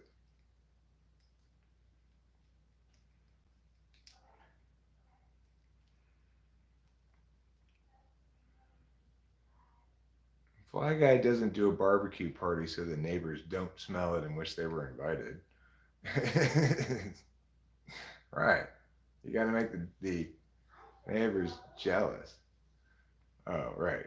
Counter value. What did I answer first? Or what did I just answer? Objective validation. Right. Counter value, I just mean that, well, the 6th slot is sometimes called critical parent. And that's one of the aspects. If you were sort of to describe a behavioral phenomenon, then people tend to get mad at themselves over their 6th slot failures. Yeah. I have just a wonderful, wonderful example in yesterday's typing, in which at ISFP I asked them the open-ended question: what kind of mistake can you think of that he might make that he makes him mad at himself? And he talked about playing this game called Anime Theme Song Identifier Game, where it's like it plays an anime song and gives you some possible animes that it might have come from, and you pick which is one it came from. Anyway, his answer to what makes you mad at yourself was when he's playing that and he gets one wrong because he remembered wrong. It's like, what a great example of 6th slot critical parent, right? Okay. Yes. Oh, I'm sorry. Continue. No, you go. I have the update for the honeymoon. So we're gonna stay the first night in the cottage. That's the only thing that they had available. On the 24th? Yeah. And then the 25th we'll be in the main hotel and we have the double bed. Okay, sounds good. Okay. Great. Thank you, Rachel's parents. Good job, Rachel's parents. Fantastic, wonderful. Yeah. I think it'll be nice. It's gonna be great. We're not gonna have to spend the time on it. I know. How nice is that? It's so nice. And my mom said that like if we wanted to, because we're switching rooms and it's like 4:00, so we have some hours between. We have to check out at 11, and then the 25th we can go into our room at 4:00. So we have like. Oh, we've got to kill the day. Mm-hmm. I didn't think about that. Yeah. We got to kill between 11 and 4. Mm-hmm. Well, see, if now I don't want to do the 2 separate rooms. Okay. Can you call back? Yeah. I hadn't thought about that. Okay. I should have thought about that, but I didn't. Okay, so we'll do something else then for the honeymoon? If you want to do something else, that's fine. If you want to do 2 nights, I don't really want to do 2 nights in the cottage. Mm-mm. Okay, so, yeah, say, if it's not too late, hopefully she can still cancel it or whatever. Yeah, she can. Okay, yeah, tell her then no, we don't want to do that because I hadn't factored that problem in between checkout and check-in. Okay. All right, cool. So, are you else? cool with that? Yeah. Okay, yeah. Yeah, we'll do something else. Okay. We'll talk about it. Okay. All right. That's your SI, probably. But counter value. Thank you. I'm sure I would have forgotten. Uh, uh, yeah, counter value. Matters of critical parent. So the other thing is you counter value it in the sense that, well, you see it as the wrong paradigm or something. Like,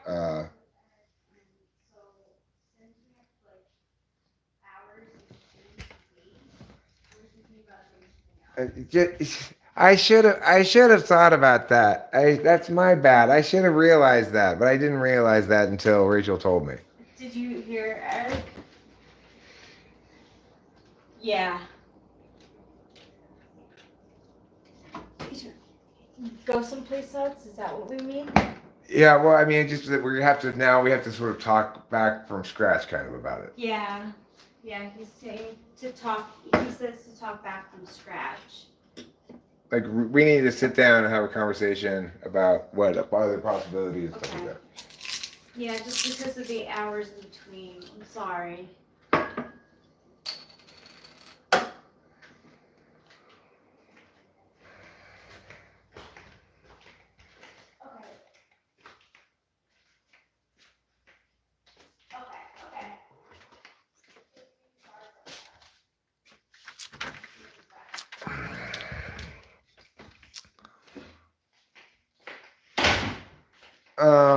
So countervaluing a function, like I don't like people using any kind of utilitarian frame of reference, which is to say, let's evaluate this just in terms of efficacy and impacts, rather than considering, rather than focusing on terms of legitimacy or correctness or truth or something else that sometimes gets sacrificed by the outcome-oriented, efficacious TE of other people. So you tend to sort of countervalue it explicitly in the world, but you won't judge things badly when they display good TE.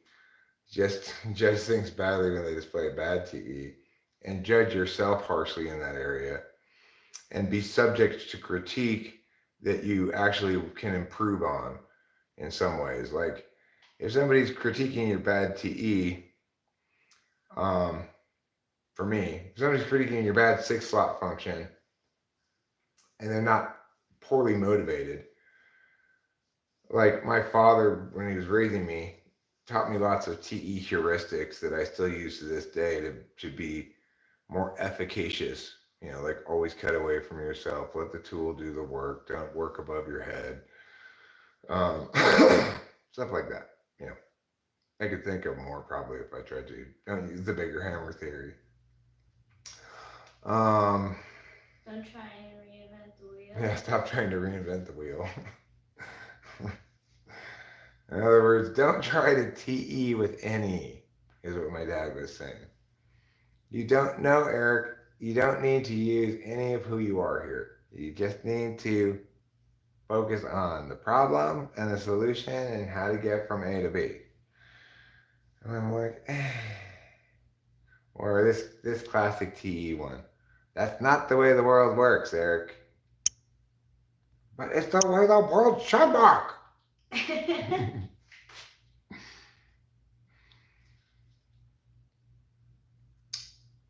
Credit card and then government issued number for my ID, the most risky of all. Do I still have my WhatsApp? I don't know if I still have WhatsApp on there or not. It's a lot of spam. A lot of spam that I get on WhatsApp.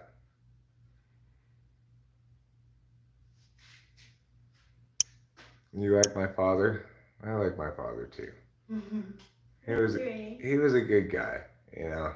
He was a great guy for almost all of his life. He was kind of difficult towards the end, but you know what? Who probably doesn't get difficult towards the end? Yeah, that's true. I want to kill that fly. Can I see your... Yeah, sure. I want to kill that fly. I want to kill that fly. I want to kill that fly. Would you look at that fly?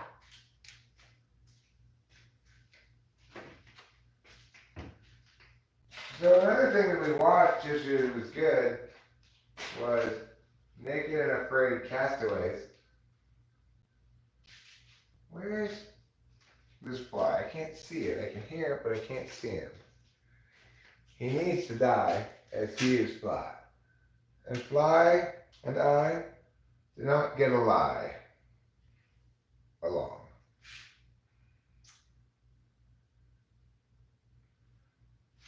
Where are you, horrible fly? Come land in my fiery flames of death.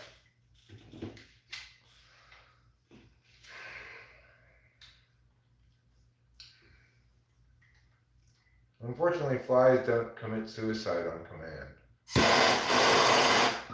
Is that how you like them to go? How dramatic. I want to just put my flame in her and say, fly into it. And they come. Oh, that would be nice. That's kind of like, I feel like that about those bug light things that they fly into it and it gives like a bzz. Zap and it kills them. Yeah. Well, what did we find today on the floor? What did Eric find? Oh my god! On the floor, in the dining room, again, a scorpion. It was dead again, but this time it still had its stinger on it. So I don't know how they get in, why they come in, if it's them coming in or the cat's bringing them in. But the cat couldn't. If the cat brought that in, it brought it in dead, because otherwise it would have stung the cat. Yeah. And I'm sure it would have been, if we would have heard a screech or see them limping or something. Mm-hmm.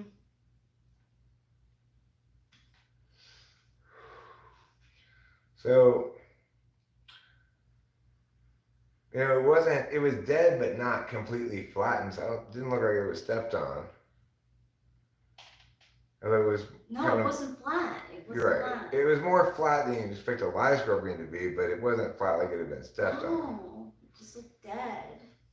So, obviously, we are well suited to not walk around here barefoot in case we encounter another scorpion. They're not very big. They're like this big, but they Oh my still gosh, but they scorpions. still exist. The one that you killed over here was pretty big. It was like that big. It was a little bigger. Yeah, it was. I don't know if it was quite that big. Okay. I guess it's just And your scorpion memory is... exaggerate. Yeah. It felt like it was big. Well, anyway, even small scorpions are plenty bad because it's the nature of the venom that they have, not the size of them, that makes their sting especially painful. And depending on the kind of scorpion, potentially injurious, but I don't think these little scorpions would be that. I think they'd just be very painful. My mom got stung by a scorpion as a kid, and it was, such an agonizing experience for her that she wrote a short story about it many years later. She was an SI dom, so. How cute. I'm glad that she wrote that story. Yeah. I guess we probably can't attribute it to necessarily being so painful, but it definitely stood out in her memory since she wrote a story about it. Yeah. I don't think ESFPs are dumb. Or am I sure that someone didn't purposely put it there? Why would somebody put it? Yes, I'm sure somebody didn't purposely put it there. There's nobody who could possibly put it there. It's not like we left the house last night or the day before even, really. I don't think that ESFPs are dumb. I do think that a lot of the challenging characters in Typology may be ESFPs, like Marty Glenn, the INFJ. Definitely ESFP. Club ENTP. Very possibly Melissa Talks. Um, so, I mean, obviously, and people around here who caused problems in the past, like Cloud or Courtney or Chloe, those are all ESFPs, and they've all caused big problems. So I may have a personal experience bias Oh my gosh. that makes me maybe if Dave Superpower, C.S. Joseph, and Ben Shapiro knocked on the door right now for a collab. I mean, it wouldn't be a collaboration though, right? There's no way I can collaborate with those wrong people about anything on anything. We have to begin starting playing the same sport, right? If we want to collaborate to be a baseball team, we both have to be playing baseball. I'm playing baseball. They're throwing the mitt and trying to catch with the ball. Oh, articles about INFJs are so misleading. Shapiro, that would be fine. I could collaborate with him potentially on something. He's got a lot of debate experience, it seems like.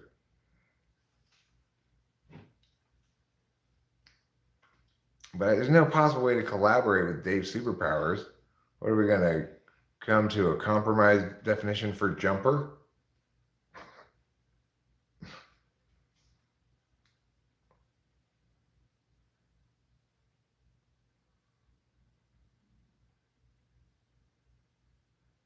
The way Lil Potart baits you into answering by purposely saying something he thinks you'll think is incorrect. I wouldn't call that baiting me. Um, I mean, yeah, I generally respond to incorrect things if they're incorrect. But it's like, I don't care that much, generally speaking, whether you're putting something incorrect because you want me to tell you why it's incorrect, or whether you're putting something incorrect because you just don't know. I don't know. I would be ecstatic if Ben Shapiro did, because he's kind of a big name guy.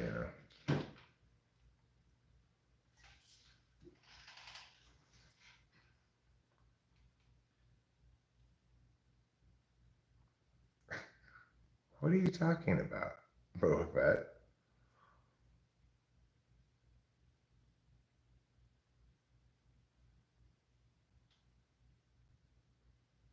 Oh, well, then I stand corrected, Joe Smith.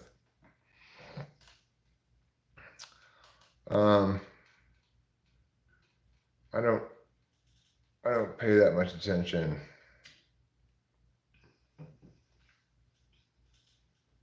to all that stuff. I like that you pay attention to Shohei Otani. Yeah, I do pay attention to Shohei Otani.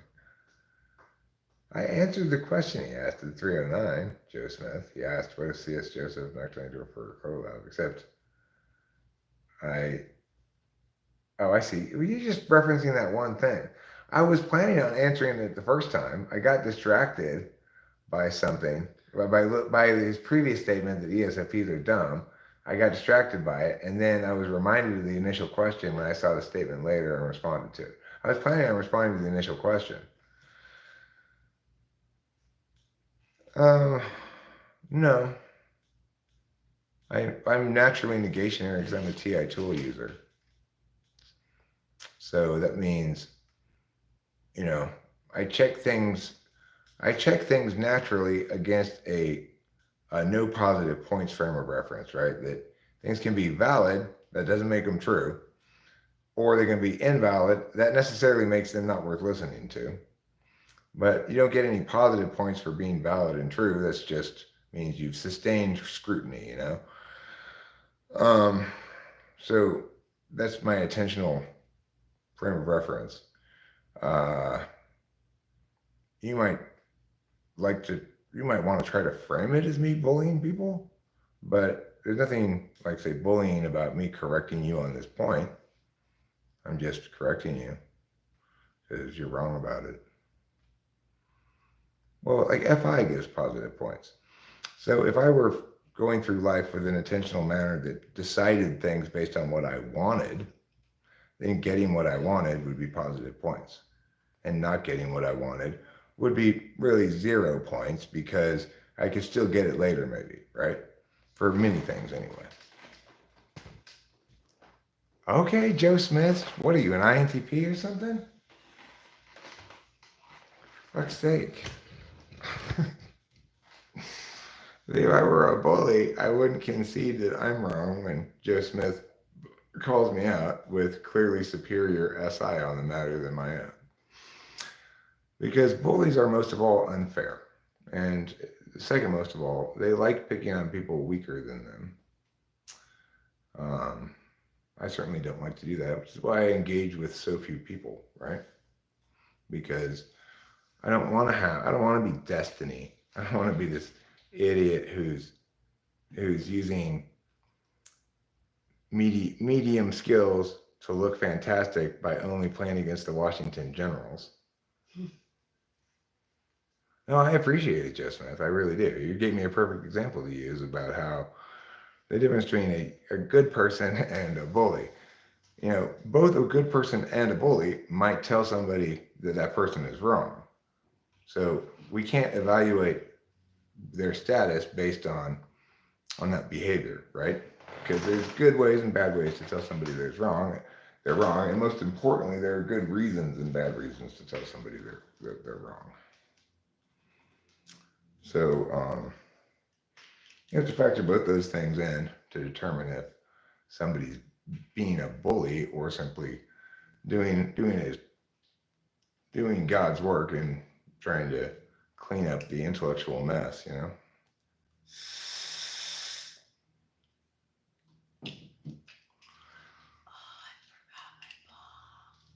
But one thing that like a bully would do is they'd ignore what I just said and just continue to insist that I'm a bully. That would be like a bully-esque behavior. What do you think, little Pop-Tart? Do you think I'm a bully still? Or have you learned anything?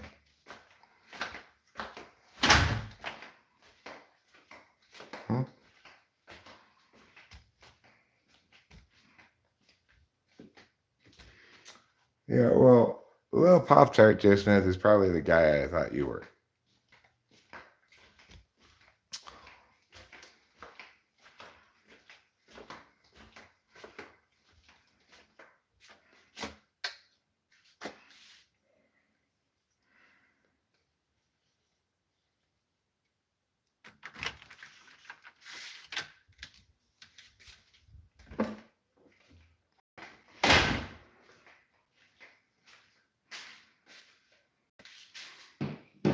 I do like the name Lil Pop-Tart. That's a pretty good name.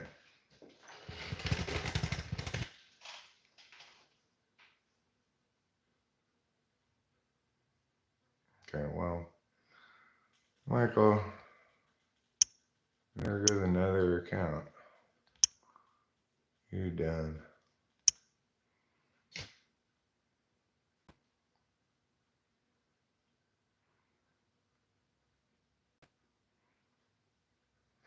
I don't know what he's talking about. He said, yeah, I guess he was trying to insult me or something and said, we should call you Chemtrail Boy. I said, actually, my friend Corey, his artist name is I Love Chemtrails. Yeah, well, it's not like I didn't. I just let things play out and wait and see. I don't trust my intuition too much, you know. And as you can see with Joe Smith, so far so good, because I didn't trust my intuition. With a little Pop-Tart, well, the inevitable happens, right? Eventually, the spite just can't be restrained any further.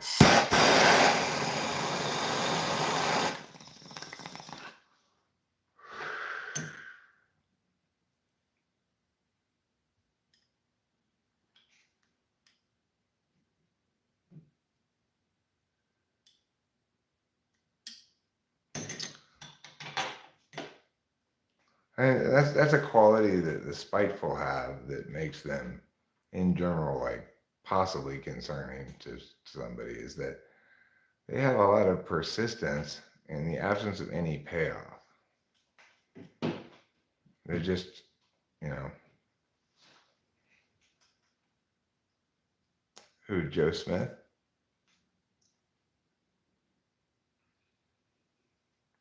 Oh, is that a 10-year-old account? Interesting.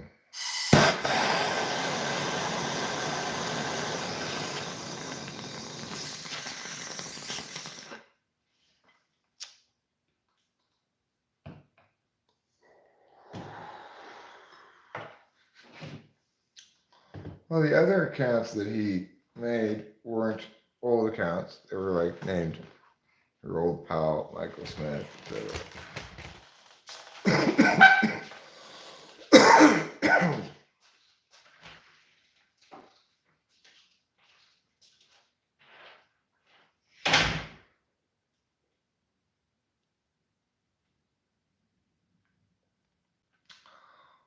Well, I mean, that's fine. I'm aware when Lil Pop Tart arrives out of nowhere, obviously, that, and given the fact that we don't get that many legitimately new people in here, obviously my initial thought is okay, but I let it play out, you know.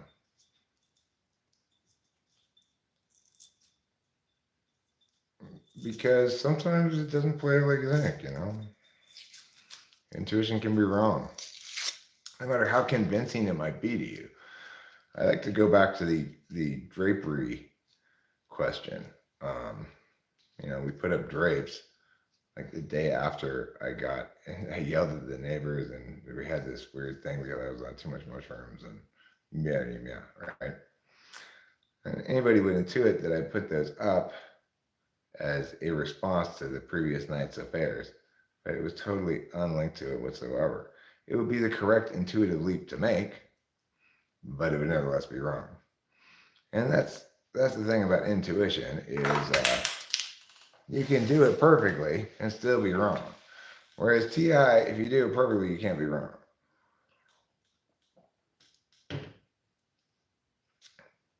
Because whatever your final claim is qualified appropriately. You only make definitive claims about things you can definitively make claims about. Everything else is qualified. So in that way, you can be definitively correct because you've qualified how much correctness, how much faith to put into something, or how small of an area to put faith into. If you say, we should definitely believe this, qualified by all these qualifiers, you're a lot more able to definitively establish it. Yeah, you spent a lot of time here, right? That's something the spiteful have in their toolbox. Typically, is time and a willingness to direct their energies towards doing harm to no apparent benefit to themselves or others.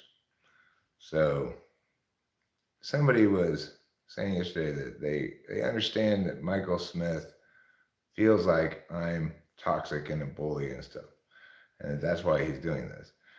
But I think that's affording him too much legitimacy, right? Like, you could accuse me of being rough and tumble, but and you might even be able to accuse me of bullying somebody in a given instance.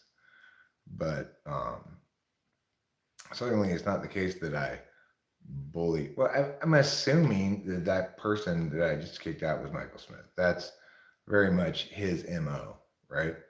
His to call me a bully. And he's called me a rapist before.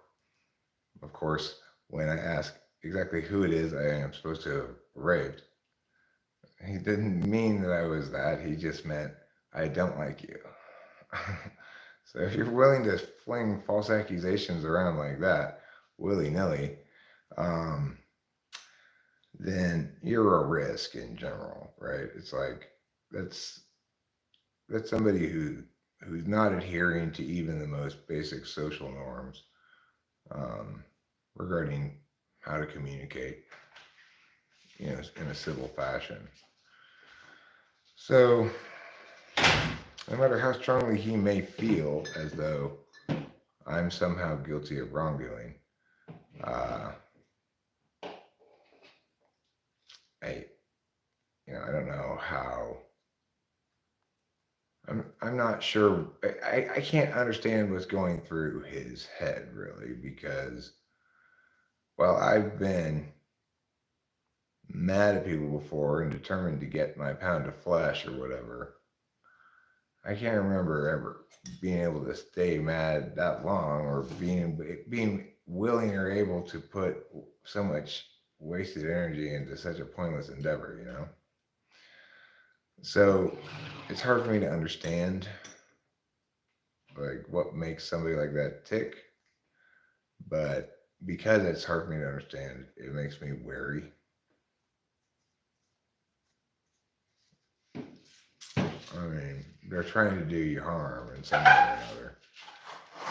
And the most generous expression of it would be his own. He's trying to take me down a notch. Well, if he's got so little respect for norms as to make threats and um, like call me things that I definitely am not, etc., in ways that are excessive even of the most toxic people I've encountered before. That makes me concerned, you know.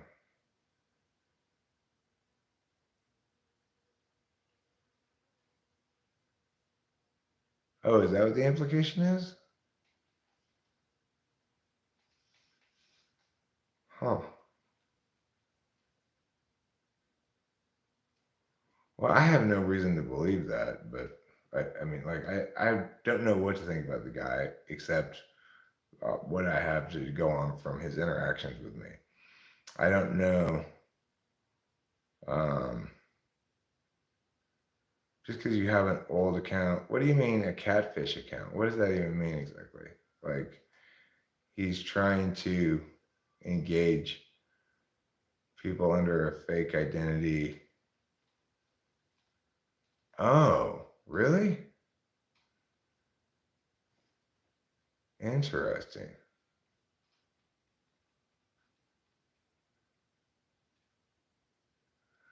So, Lil Pop Tart is an account pretending to be a young, attractive black male, and and he's had it for 10 years. Catfish is someone who fakes their identity to get into relationships with people. Huh.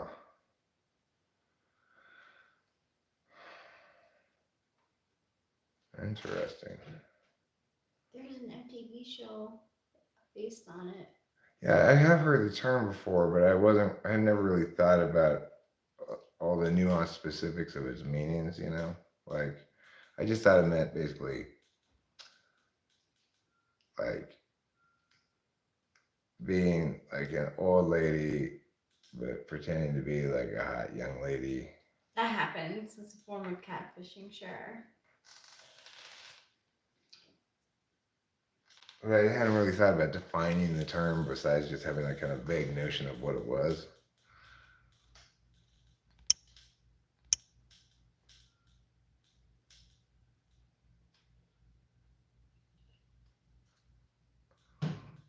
Well, it may be true that that account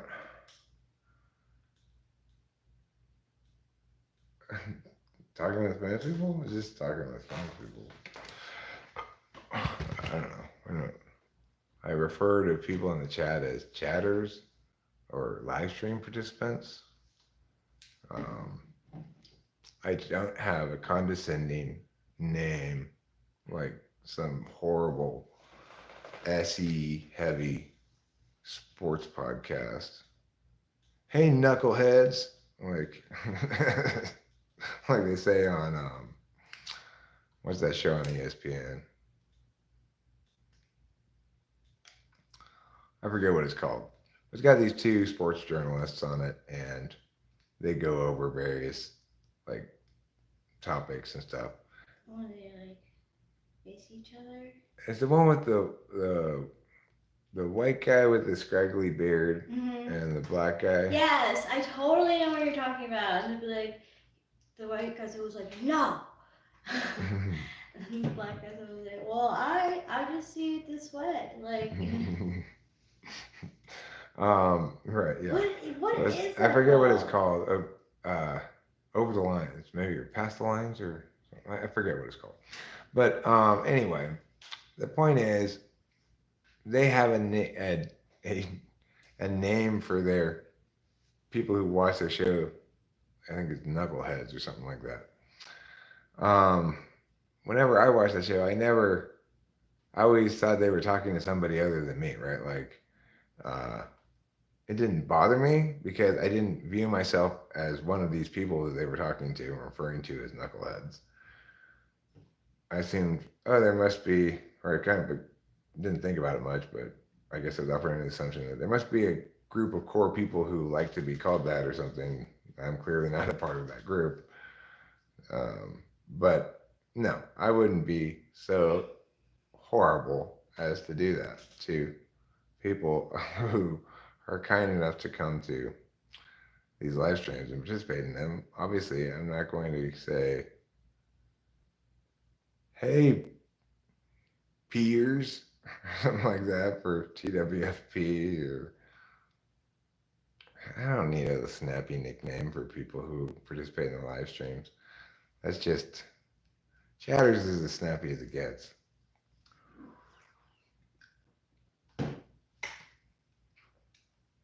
You are, after all, chatting what might be called live chatting, because to the best of my knowledge, none of you are dead. Although I can't prove that. Ghost chatters. Some of you who were chatting in this chat may have just now died, and we won't hear from you anymore, but it would still render my statement false that none of you here are dead. So I'd have to take accountability for that. And be shamed before the reason court. What's that? You chatters want woodland cutlets? Since when? Yeah, famous people, right? I said, I didn't think he was. What are you, INTP or something? I mean, I think he is.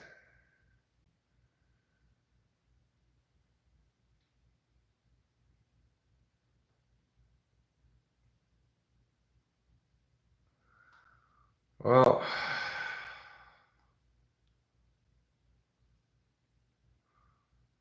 I don't know. I don't know what to think about that, Fly Guy. You're not unconvincing, but I just, this is all a little bit like sudden news to me. I'm not quite sure what to make of it all.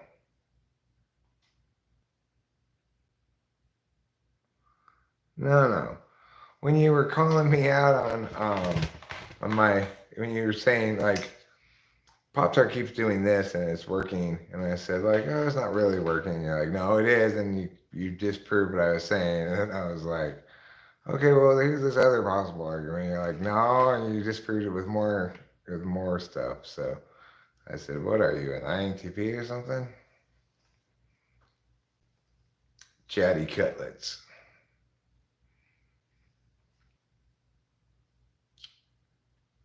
Chatty Cutlets is a good name for a musical act or whatever. I'm Chatty Cutlets. That's a great name for, I don't know, a folk singer or something who talks a little bit in between songs. Hey, that was really nice. Thank you so much for being here tonight. I'm Chatty Cutlets, and tonight we're playing love songs, but also some songs that have a little bit more pep in their step. What kind of songs do you like? Think about it while I play this next number. Beauty is in the eye of a beauty. Beauty's in the eye of a beauty. That's what Chatty Cutlet's song sounds like. That sounds like a Who song. Mm-hmm. Well, Chatty Cutlets is pretty derivative. He's not the greatest songwriter ever or anything, It doesn't have to be. Yeah, one of his songs sounds almost exactly like Mary Had a Little Lamb. It goes like that. Wow, it's very close. Yeah. And the lyrics are even very similar. It's like Gary had a couple rams, I think. So, pretty derivative guy. He also had this other song called Slow, Slow, Slow Your Goat, which really sounds quite a bit like another famous song called Paddle, Paddle, Paddle Your Ship, I think. Not quite right. Is it Hot Cross Buns? No.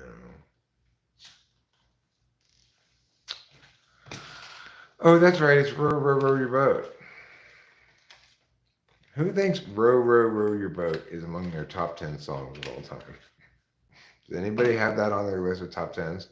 If not that, who has Mary Has a Little Lamb on their list of top 10s? Oh, Acacia's got Itsy Bitsy Spider on her list of top 10s. Do I like pranks? No. But I periodically have people try to prank me. Whatever that means. I guess be somebody they're pretending not to be.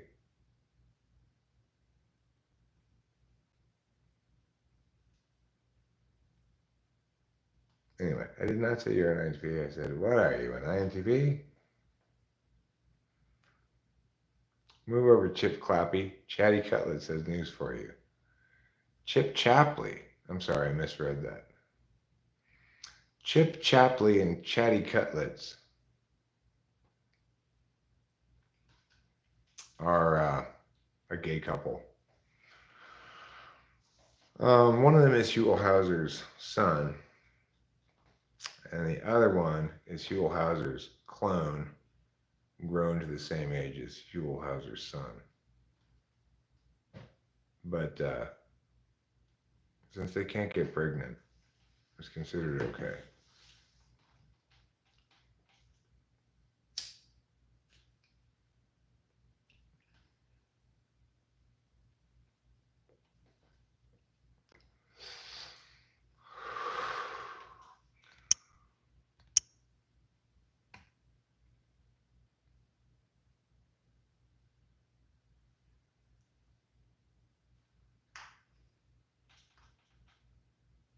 And the thing is, it's like, obviously, when people come in here under anonymous guise, I just treat them as they behave, right? And so I just, because you can't really do anything else. Sometimes somebody you might, the alternative is to preemptively ban people who you're unsure about. And unavoidably, if you do that, then you will get rid of some people who did nothing wrong. You know, I operate under the principle that it's better to let the guilty get away with shit than to punish the innocent for shit they didn't do, right? It's the proper frame of reference. Obviously, I'm not going to, as a sort of default rule, apply something that's going to play out as a bunch of individual instances of injustice.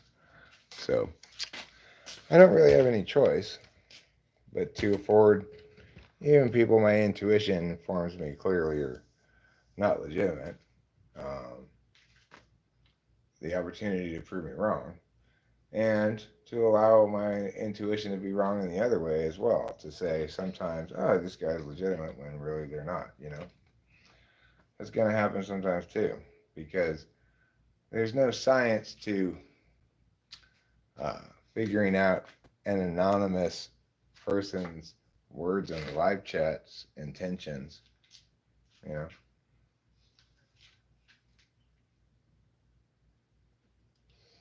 I really like Don't Boil Me Alive. Thank you. You're I welcome. like it too. It sounds like it would have been a hit in 2012. Please don't boil me alive. I don't want. Yeah, I Yeah. can't quite remember it all, Don't boil but that. Don't boil me alive. yeah, I liked it too for some reason. When I sang it, I was like, oh, that one I want to clip it.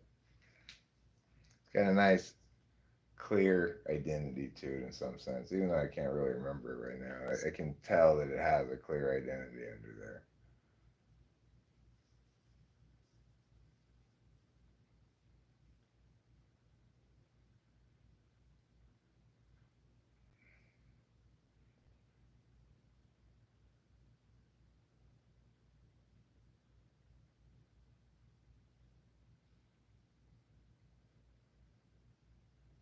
Well, Fly Guy, I don't know if we have sufficient evidence to make the claims you've been making, um, but I like your style going on offense. I'm always a big believer in going on offense when you have legitimate means to do so. It's just, generally speaking, the only kind of offense I can go on is to critique their behavior as it directly relates to me. Uh, Regarding that quote unquote catfishing account, well, I can't use that as offense necessarily, but I validate your tactical approach or strategic approach or whatever of trying to go on offense. In general, that's what people I think need to do if they want to engage in any kind of battle. You like with Michael Smith, I've fallen into a purely defensive posture in the sense that I just try to insta ban him. If he shows up as obviously himself, or as soon as I realize, as soon as he's given me enough evidence to conclude definitely him, then I ban him. That's a very flat defensive posture, but it's like it's an unbreakable defense in the sense that I'm given too many structural advantages in that regard.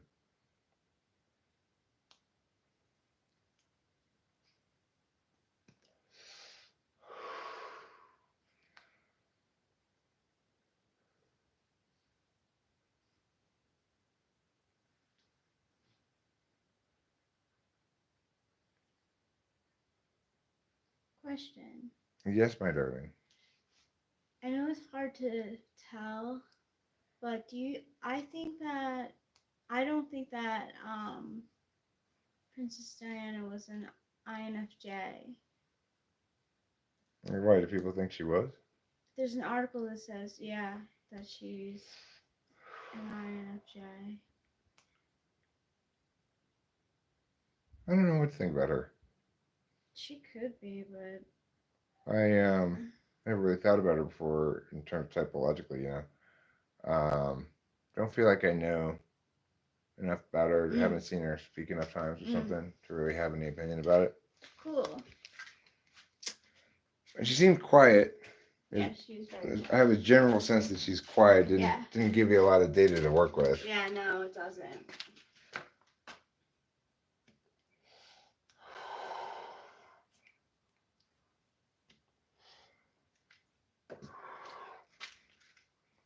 the article got J.K. Rowling as an ISFJ, so they got that right.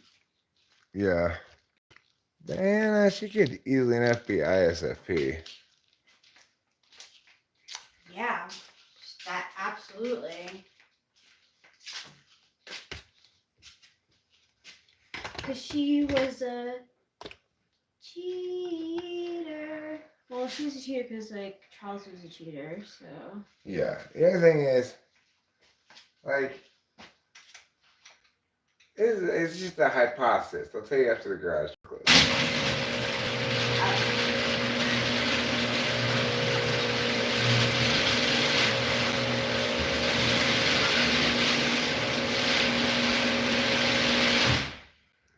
So I think Prince Charles thought, oh, this dumb ISFP girl, she's perfect. She'll be satisfied with whatever because she's just this dumb girl. They don't get how ISFPs are at all. ISFPs are deliberative types. Number one, first function, FI, deliberation function. They're, along with TI DOMs, the most judgy of all types. In other words, if they don't like it, you better watch the fuck out. She was very public about how she was upset with Charles being with Camilla. Well, who wouldn't be upset about their spouse cheating on them? Yeah, it's true. But she didn't keep it quiet. Like, she talked about it. She was like, I want my husband. Right, and he was like, wait, you're just supposed to be a dumb girl that I can just do what I want, not worry about you. You just be grateful to be princess now or something. But he just didn't get ISFPs at all then. Because if I'm right and she's an ISFP, well, that would explain what you're saying. But she could be any type and say that, you know.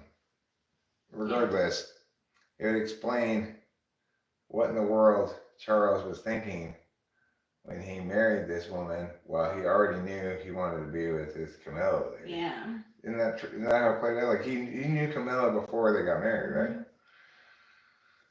And probably, like, his family wouldn't let him marry her or something? Or what do you think?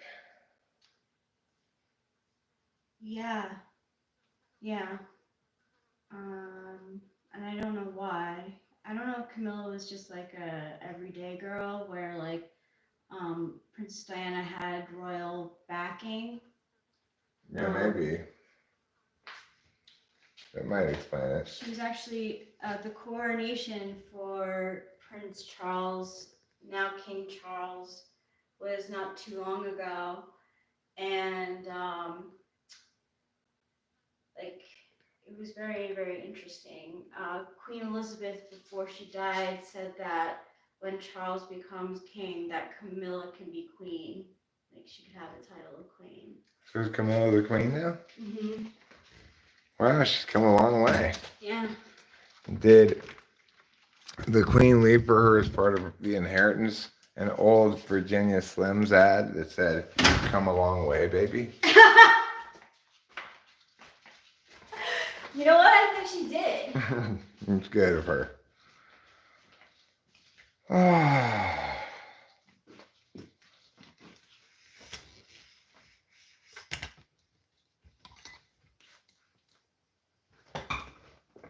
Well, that's the thing.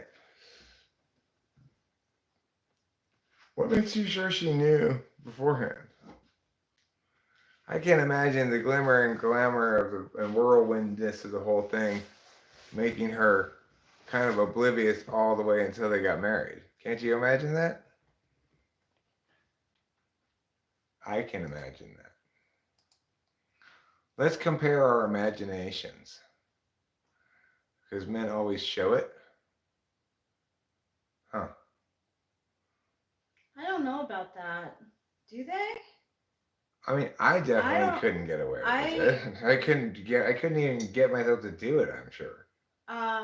I went out with someone who cheated on me, and I had no idea until, like, I had, like, woman's intuition kicked in. I was like, I don't know, something made me look through his phone. That's how I did it. But he didn't give it away at all.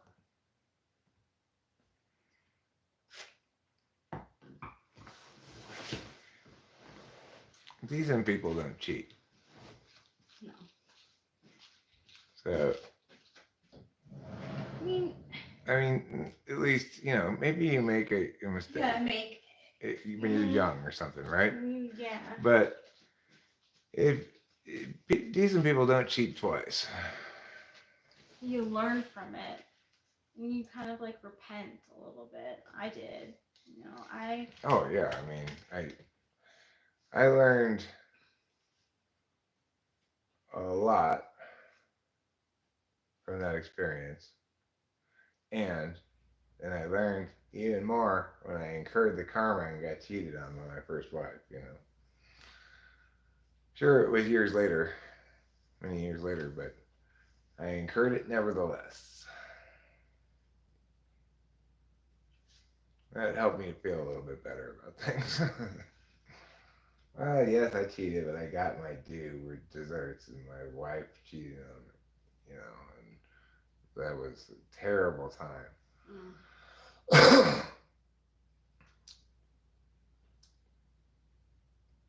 Forest gnomes got loose lips. Forest gnomes. Yeah, don't be sharing your secrets around forest gnomes, because they will. Before you get back to your house, the whole forest will know.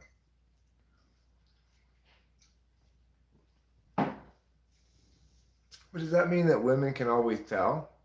And that's a separate question then, Diamond. Even if men always do show it, can all women tell? No, I'm saying no because I'm agreeing. I don't think we can know that she knew before she got married that that's what she was getting. I do not think we can say that. He's probably doing something, No, she- value, some sort of work or something. yeah, he probably is doing some valuable work. I know that sounds appalling to you and I, but nevertheless, we should appreciate those who don't find it appalling. I'm gonna do a card pull for you. All right, you do it. Would you like to shuffle at all? No, what I would like to do is play new agey guitar in the background. Okay. Okay. And play. I'll try to do a soundtrack that matches the energy of the card. How about that? Did I sound like curd? Curd? Can I do your curds for you? Are you eating your curds and whey? You're eating your curds and whey. Yes, Acacia, you can. After Eric comes Acacia. All right. That sounds fine with me. Nobody asked you, Eric. That's my favorite insult to Lisa in The Simpsons is, Lisa, you're an answer to a question no one asked. That insult's gonna hit home to every ENTP. Okay, Eric's cards. Ooh! Eric got 3 major arcana. So the first one he gets is the Hierophant. Number 5 of the major arcana. And it says conventional, structure, group, clan, institution. The second card he got is number 14, Temperance. It says balance, moderation, cohere, merge, alchemy. He's got 1 cup pouring into another cup, but it's not spilling. That's the type of day with some structure in it. And the last which is a personal card of his, the Sun. Number kid baby on a horse. 19. riding around. No sunscreen on my skin as the sun is shining down. Okay, next is Acacia.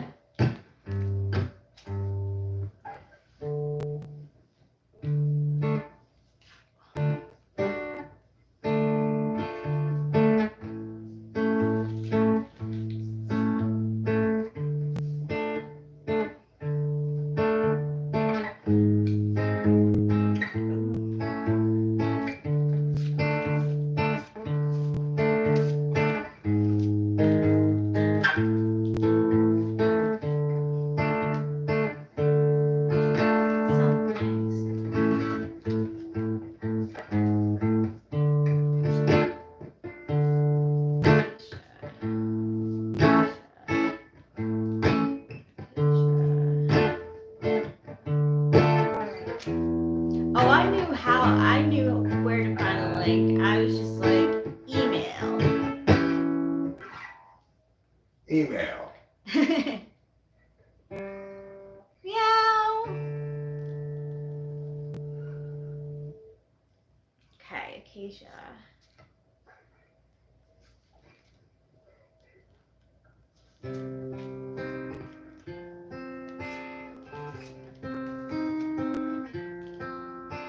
Acacia's first card. Ooh, Major Arcana 0. The Fool. Venture, open, pure, innocent, clear. You're like, I ain't got much, but I wanna go on an adventure. I got my pet, and it's either telling me rough, you're gonna fall, or rough, I love this. You got a mighty small bag, but it's a good bag. And you got a flower in your hand. Feeling good.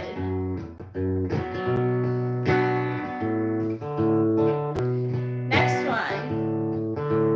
4 of Cups. It's like, ooh. Consider, offering, ponder, ideas. Bid. You're like, I have a lot of feelings right now, so I'm gonna meditate on it. Do I feel anything at all? What is it that I feel? What is that hand reaching out to me? Why don't I notice it? Your diamond. Because it's a ghost hand? Yeah, it is a ghost hand. You do have a ghost hand coming out at you. Last card. Ooh, Knight of Pentacles. Entrepreneur, practical, reliable. Taurus, Virgo, Capricorn. Slowly but surely, you can depend on your pentacle. You're not a king, you're not a queen, but you're still one of the picker cards. You got your sturdy horse. You got your plan to make some money.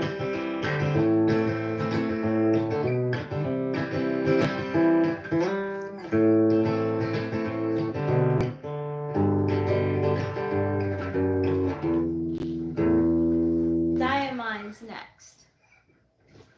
They're called the Rock and Roll Tarot by Vicki Verily.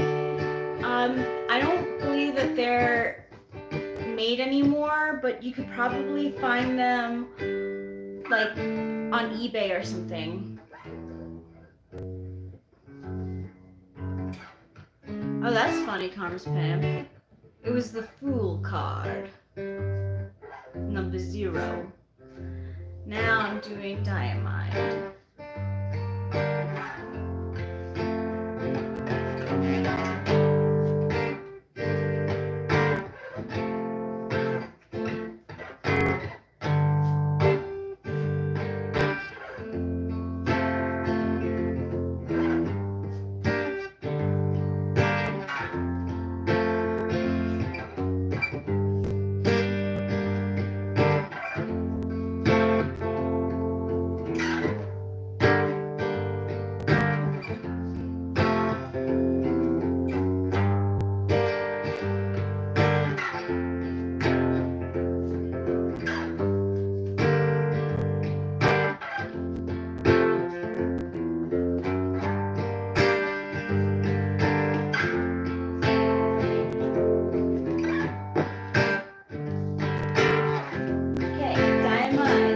first card.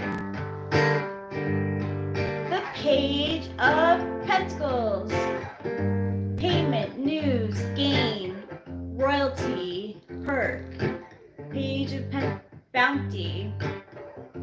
So you're like a tween who just got its first job, maybe doing something under the table, and it's like, ooh, money.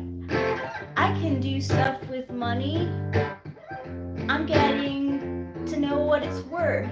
In other words, that was 100,000 Page of Pentacles. Wow, it really was. What is it? 100,000 Page of Pentacles. Yeah. 100,000 Page of Pentacles. And so, everybody at the show place the slides below. Let them go. They will start to grow. Okay. Diamond, your next card. Two of Rods. Partnership. Vision. Path. Plan. Aligned. Kindred. You got two rods. Two ideas that you're passionate about. And you feel like you got the whole world in your hand. You just need the other person or the other thing, like going to school or or a pet, something like that. It's like something that you're passionate about. You're gonna want a partnership with someone to get that passion happening. That practical idea too. Ooh! Get all pets now. Another.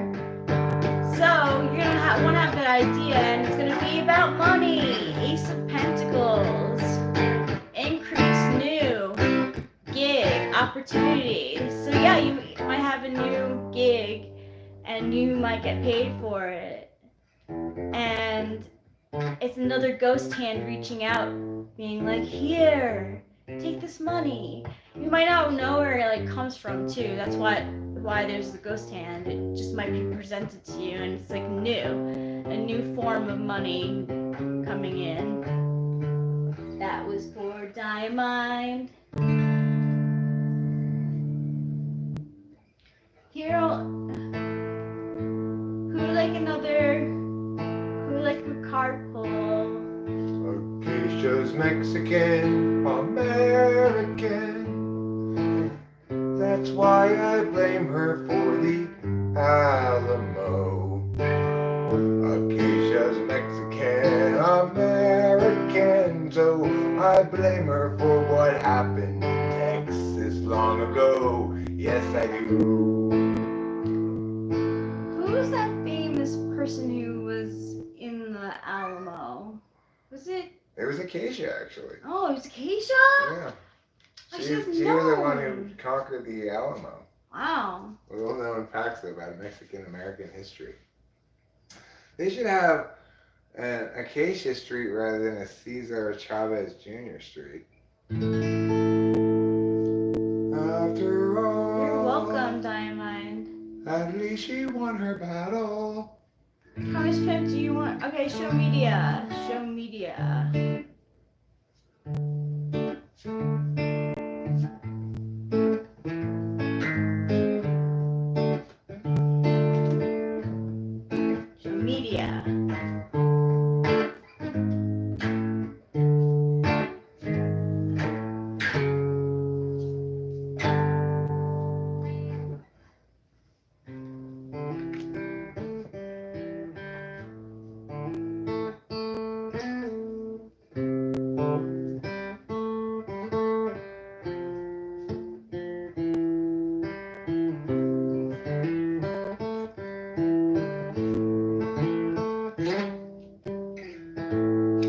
Okay, show media's first card.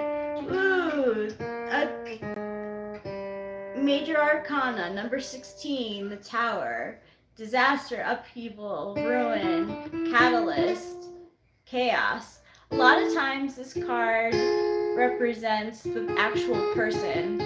Like, a lot of times it's like you're creating some sort of change. You're the one who's that lightning bolt that like hit the tower, and maybe you revealed some truth lately that people are like, I'm not sure if I wanted to know that, or oh my god, this is so much information, I'm gonna jump off this tower. And that's the song that's playing the whole time. That's so good. That's the song for the Tower card. Next card. The Six of Pentacles. Benefit, reward, gain, charity, profit, generous, increase. So you've got like plenty of money and you're looking to donate it to people. It could be anyone. It could be your parents, it could be a friend, it could be a charity. Most likely like it's people though, not really a charity. But you feel like you like have enough for yourself, so you want to go and like spend it somewhere. I want to go and spend money on poor people sitting at my knees, sitting at my knees. Six Pentacles money for poor people sitting at my knees. Yeah, that's so good. Thank you, darling. Next card is the Page of Rods. Impetuous, enthusiastic, hasty, naive, exuberant, bright. One of the pip cards. So you're feeling youthful about ideas, or creative ideas, I should say. Creative endeavors. And you've got a passion for it. You're like, what else could I do with this rod?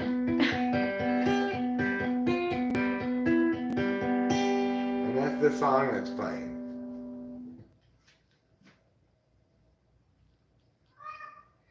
Like, I have so many, like, this rod, it's made from the earth. Like, what else could be done?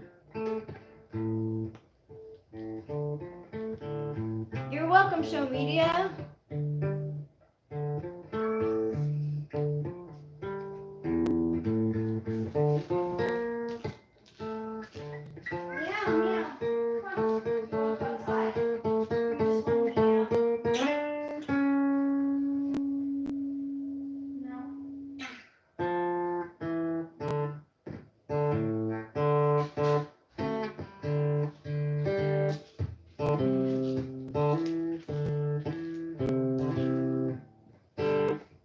Yeah, that's true too.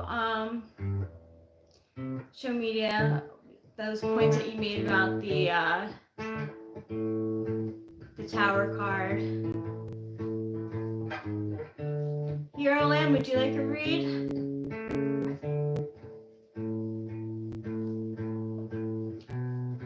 You're welcome, Acacia.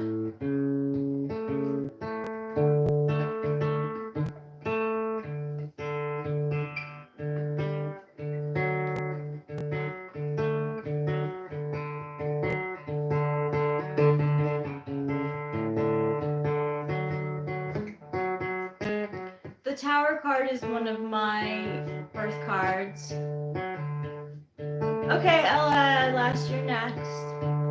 L.I. last.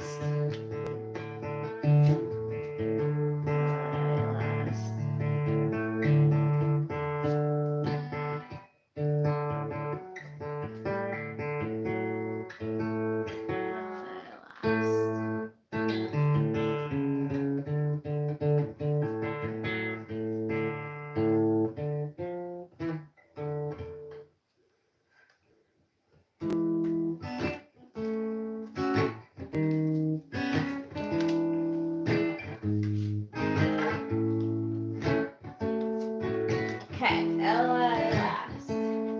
First card. Ooh, another major arcana. Like, this deck is definitely want to talk.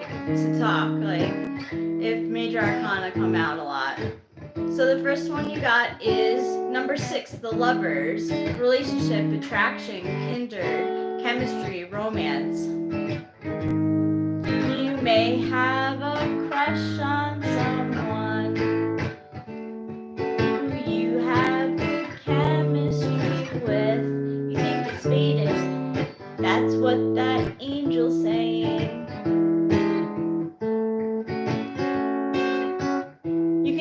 be in like a coffee shop or like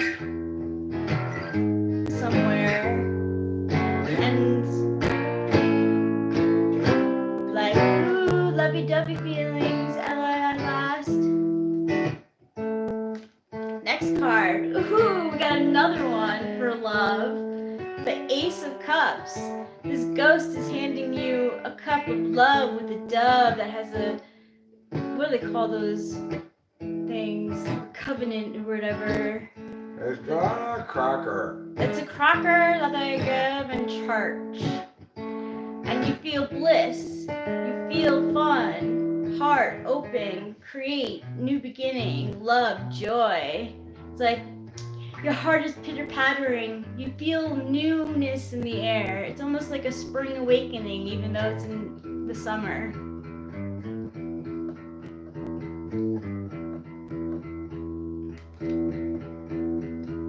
Yeah. Or like anywhere, like you could be talking to someone online. Oh, you said 15%. Ooh, another major arcana. Fertility, mother, empress, secure, beautiful harvest. You're like in your female energy. You're like, oh, it feels so good. I feel wise. I feel in touch with my feminine side. Like, I'm basking in it. I understand what it means to be female. I don't know if you're male or female, but it doesn't matter. It's just like you're the mother of all mothers, and you're loving children. You're loving harvest. You're loving like growth. Again, like spring awakening.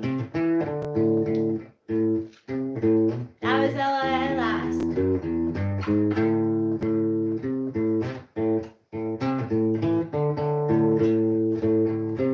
There you go, LI last. You may be, since you were female yesterday, you could, it's you know, like transferring over to you today. You're like, I want things to come to me. I'm the empress. Like, it feels so good to be like chilling here. So once my gender got fluid, things got ruined when I tried to say what gender was I, cause it depended what it was on. Yeah. Yeah, I agree. It's a good point.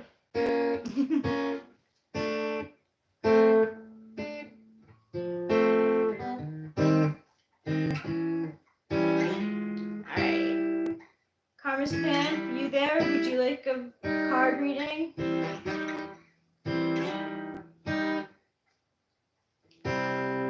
Hero Lamb, would you? Who else is here? Okay, Karma's Pan.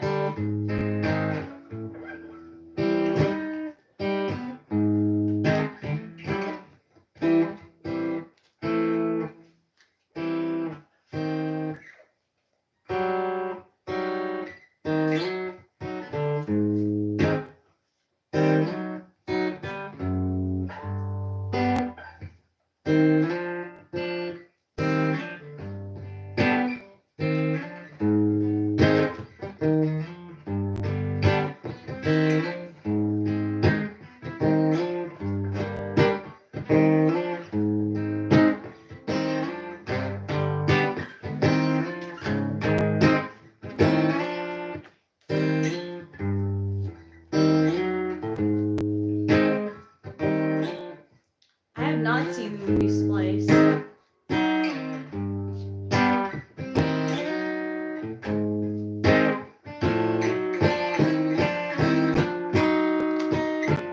Okay, Karma's Pen, your first card. 2 of Swords. Decision, enigma, flux.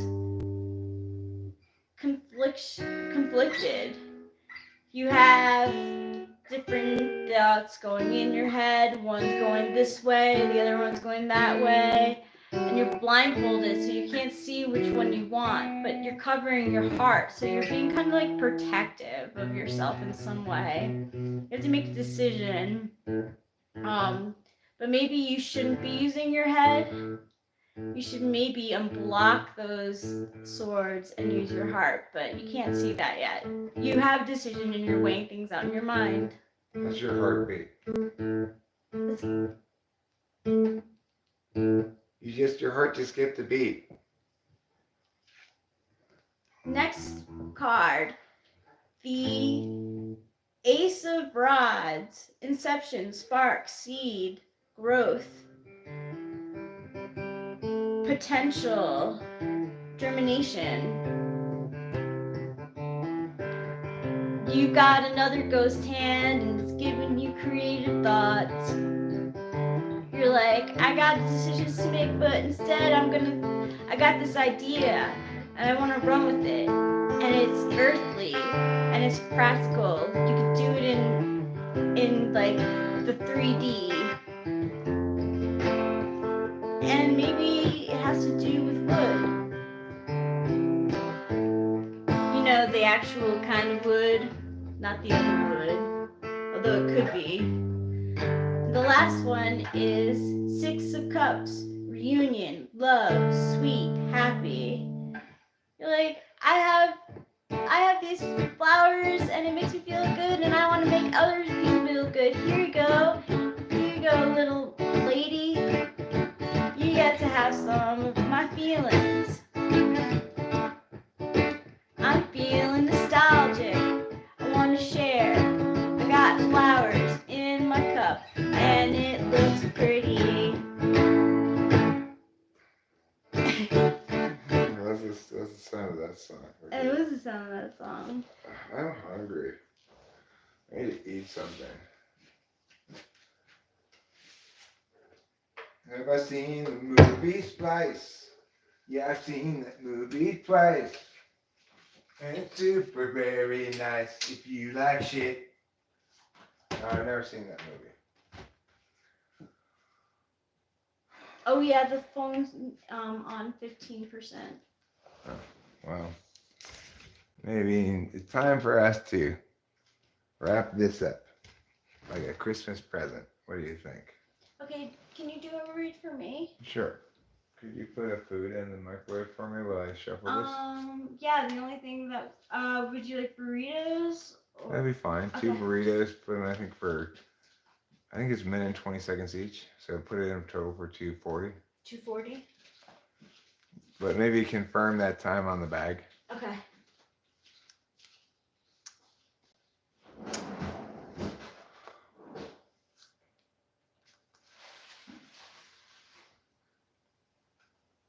Yeah, 240. Alright, cool.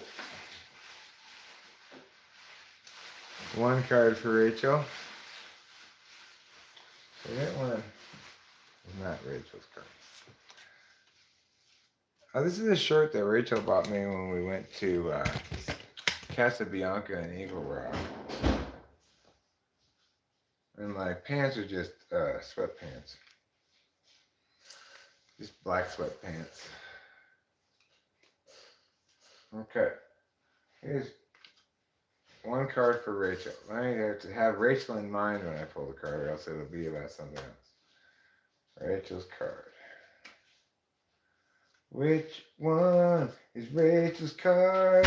Show me the truth, tarot deck. This one, huh? Okay, this one, fine. I insist it'll be that one. This one? Is this the one you want me to get, tarot deck? No.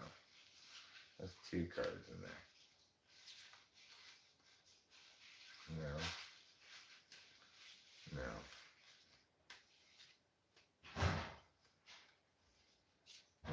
This one, huh? This is the one? Oh, this is 2 cards, though. Looking for 1 card. We're looking for 1 card clarity from the deck here about Rachel. It's a 2-carder. You should never have 2 carders. That's the real story of what happened to Aaron. Here's your 2nd card. I looked at it. I peeked at it already. Oh, have you? Yeah, I didn't peek at your first one. You had it? Okay. It doesn't matter if you peeked.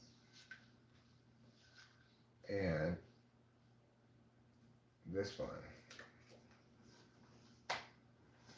Okay. Is there anything else in here about Rachel that the tarot deck needs to tell me? Oh, spirit guides, tell me, is there anything else about Rachel you and your tarot wisdoms can reveal? No? This one? Oh, there's one. Okay. Alright, here we go. The first card is this one. Ooh, 8 of Pentacles. 8 of Pentacles. Means you're going to have to repair some shoes today. Second one. The 6 of Cups. Oh. It means you're going to receive flowers from a man with a strange hat. Could be me. Third card. The King of Swords. You're being pragmatic today, getting stuff, progress made on our honeymoon plans. And the last one you get is the Page of Pentacles. Oh. So, not a single major arcana. Must be a minor day for you. I guess so.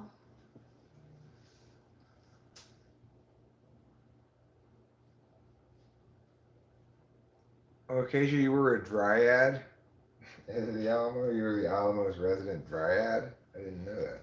What's a dryad? A dryad is a mystical creature who lives in conjunction with one tree. Oh. Does it live in the tree? It's a male form of a forest nymph, Oh. I think, right?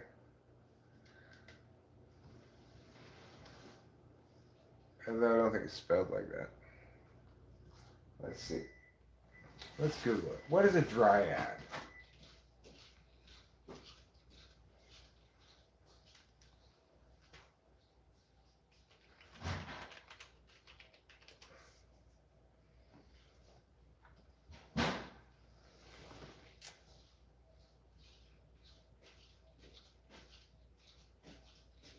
I see. Dryads were originally considered nymphs of oak trees, but the term has evolved to refer to tree nymphs in general.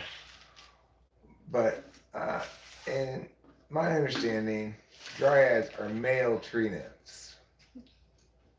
So obviously, that's not the textbook understanding. It must have been in some fantasy series I read. The dryads referred to male nymphs. Let me see if the question is, are dryads male nymphs? Are dryads male nymphs?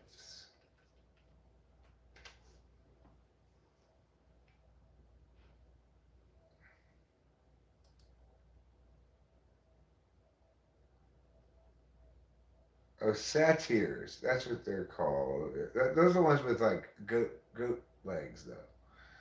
So basically, some mythology that I read in. Wait, it did say. Yeah, it is a nymph. It's a male nymph. It just said it on Wikipedia. Did it? And in the Britannica. Dryad is a she nymph. So it's like a male. Where does it say male, though? I guess it's not technically.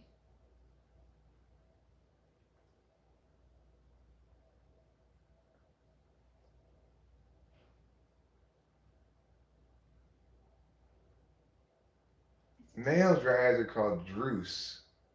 Mm. Drus.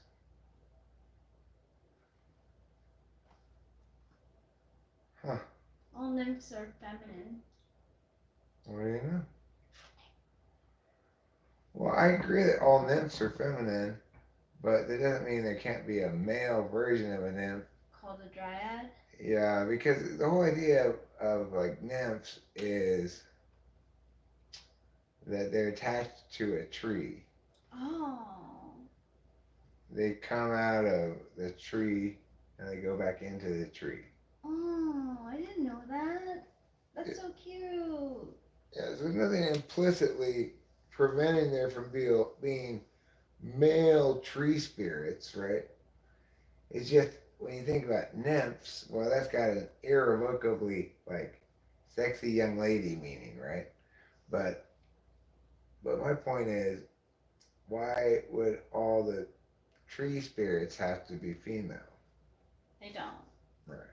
So I think they're dryads. because some trees are men, Bugs. male trees, and some trees are female trees. Some trees don't have sexual reproduction, but most trees do, right? So, you know, I'm thinking you were also a male tree spirit. cheer spirit, yeah. I was an nymph Yeah. in a previous In life. a previous life, I do, because you sound like you know what you're talking about here. Yeah, well, I may have been just a regular female nymph in a Oh. previous life. And that's why you know it's rare. Well, that's why I know about dryads Oh. being male nymphs. Roosts, as they're called. But see, back in my previous life, we nymphs just called them boy nymphs. Boy nymphs. So, you know, we didn't mate with them, of course, because as girl nymphs, we mated with trees and periodically adventurers who threatened our tree if we didn't mate with them. That's what happens in the stories. I guess I'm talking about specifically Piers Anthony books. That nymphs, they can't be separated from the tree, or if the tree gets cut down, they die. And then they have to be protected from unsavory men who want to ravage them. Male nymphs are called simps.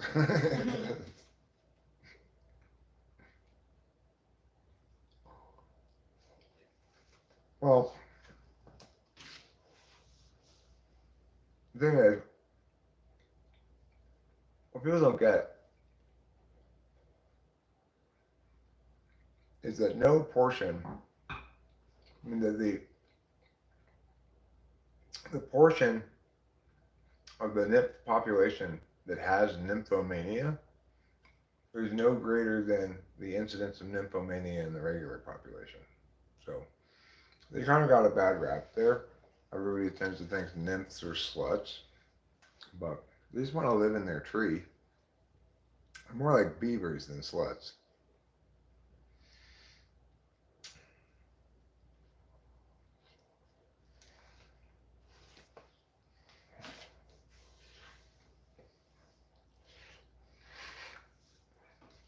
Yes, Caroline. That's exactly what it is. It's cubes of freshly slaughtered reindeer meat.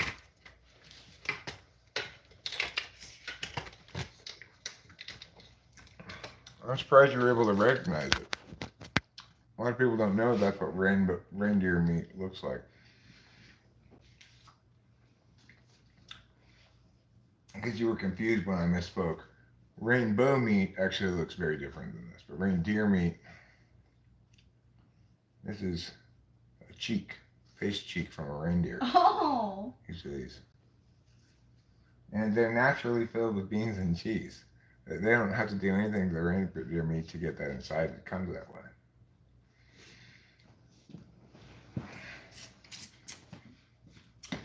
Ninpomania, I prefer the term jingoism or weeaboo. I prefer otaku, okay?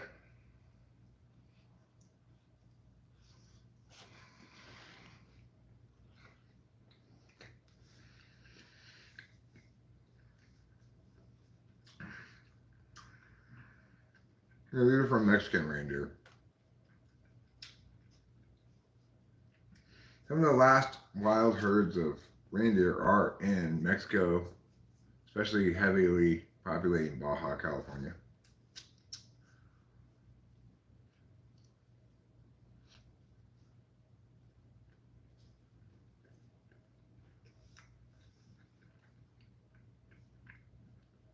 Huldras. Mexico doesn't have any reindeer. You can't even get to Mexico from the North Pole. Did you know that? So Santa, You have to take a connecting sleigh. I didn't know that. Which reindeer does he change reindeers to, or Mm-hmm. really? It's So because of NAFTA.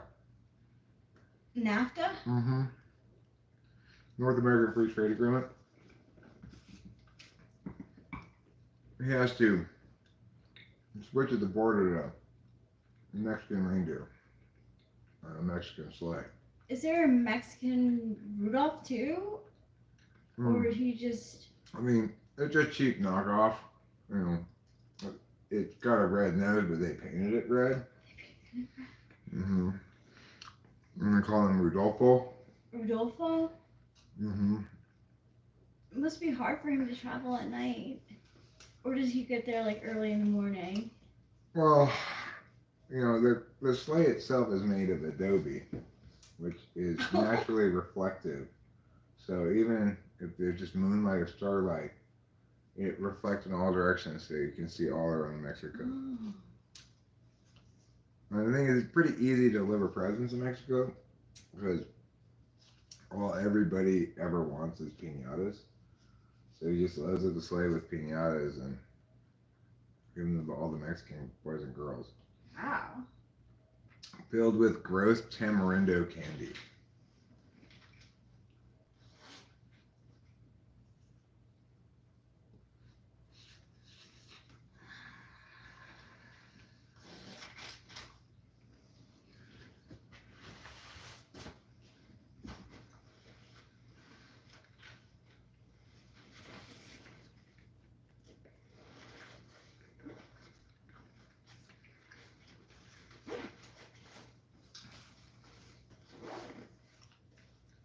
What's nose in Spanish?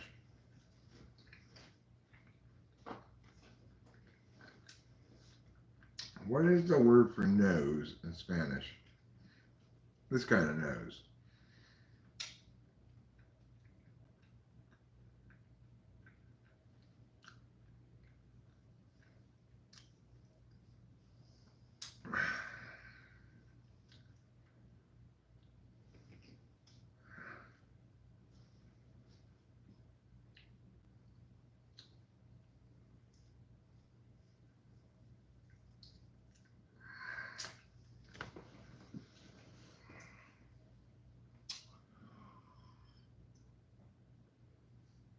Oh, they call him in Mexico Rudolfo Nariz Feliz, or Rudolph the Happy Nose.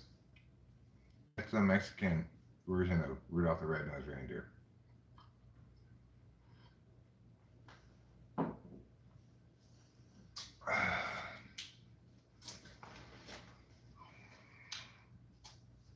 Sábado Gigante. Today is not Sábado Gigante. Well, I know what red is, but then Mexicans don't call him Rudolph Red-Nose. They call him Rudolph Happy Nose.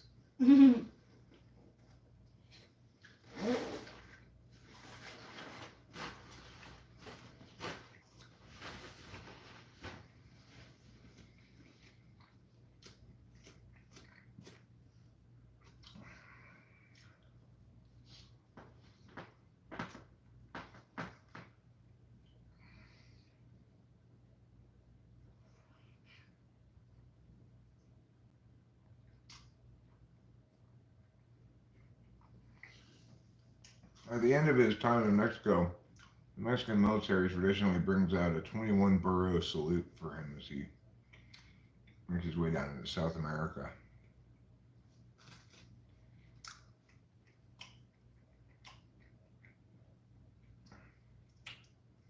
They bring out 21 burrows,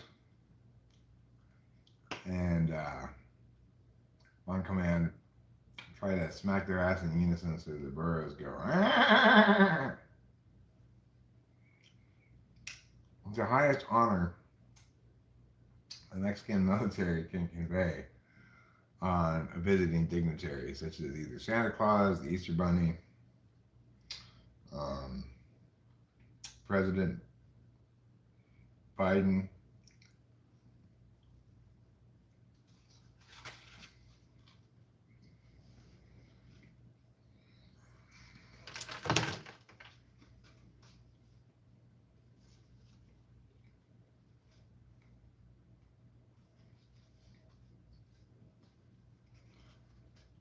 Have I had Mexican Coca-Cola before? Yes.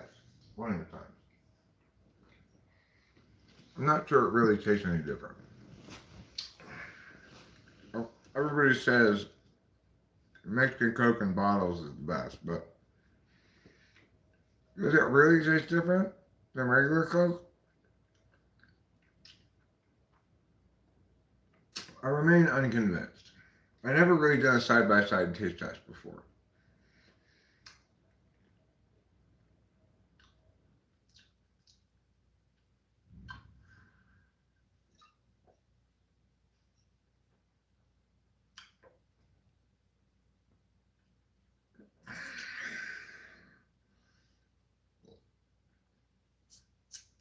You were abandoned by wolves as a child and raised by a Mexican, but you only know one word in Spanish. And that word is what? What is that word?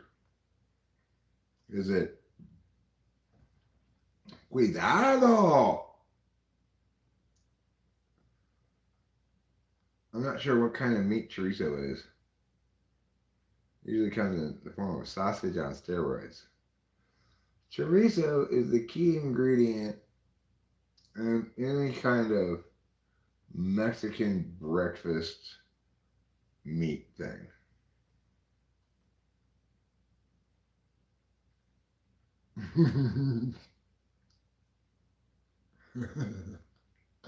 Thank you for clarifying. You answered questions I didn't ask but should have. So I appreciate that, Congressman. You were born a human. First, you were abandoned by humans. Wolves adopted you. Then the wolves abandoned you.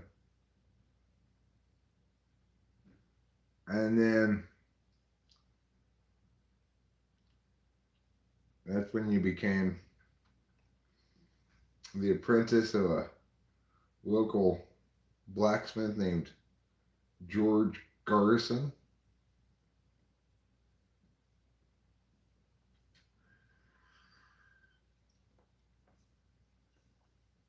That's how you developed all those blacksmithing chops.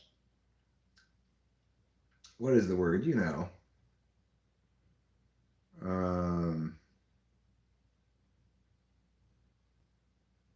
I don't know. Enchilada? Is it enchilada? I don't know what the word is. I don't know what word we're trying to know about even.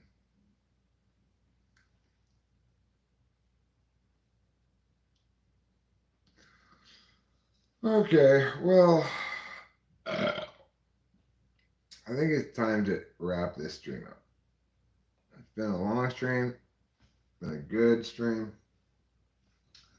It's been a struggle for us all. You know, each of us came this close to death during the stream, but we made it together. We made it out alive. So I want to thank you for helping me and Rachel make it out of this stream alive. And we wish you all the best. Don't forget to eat plenty of cheese.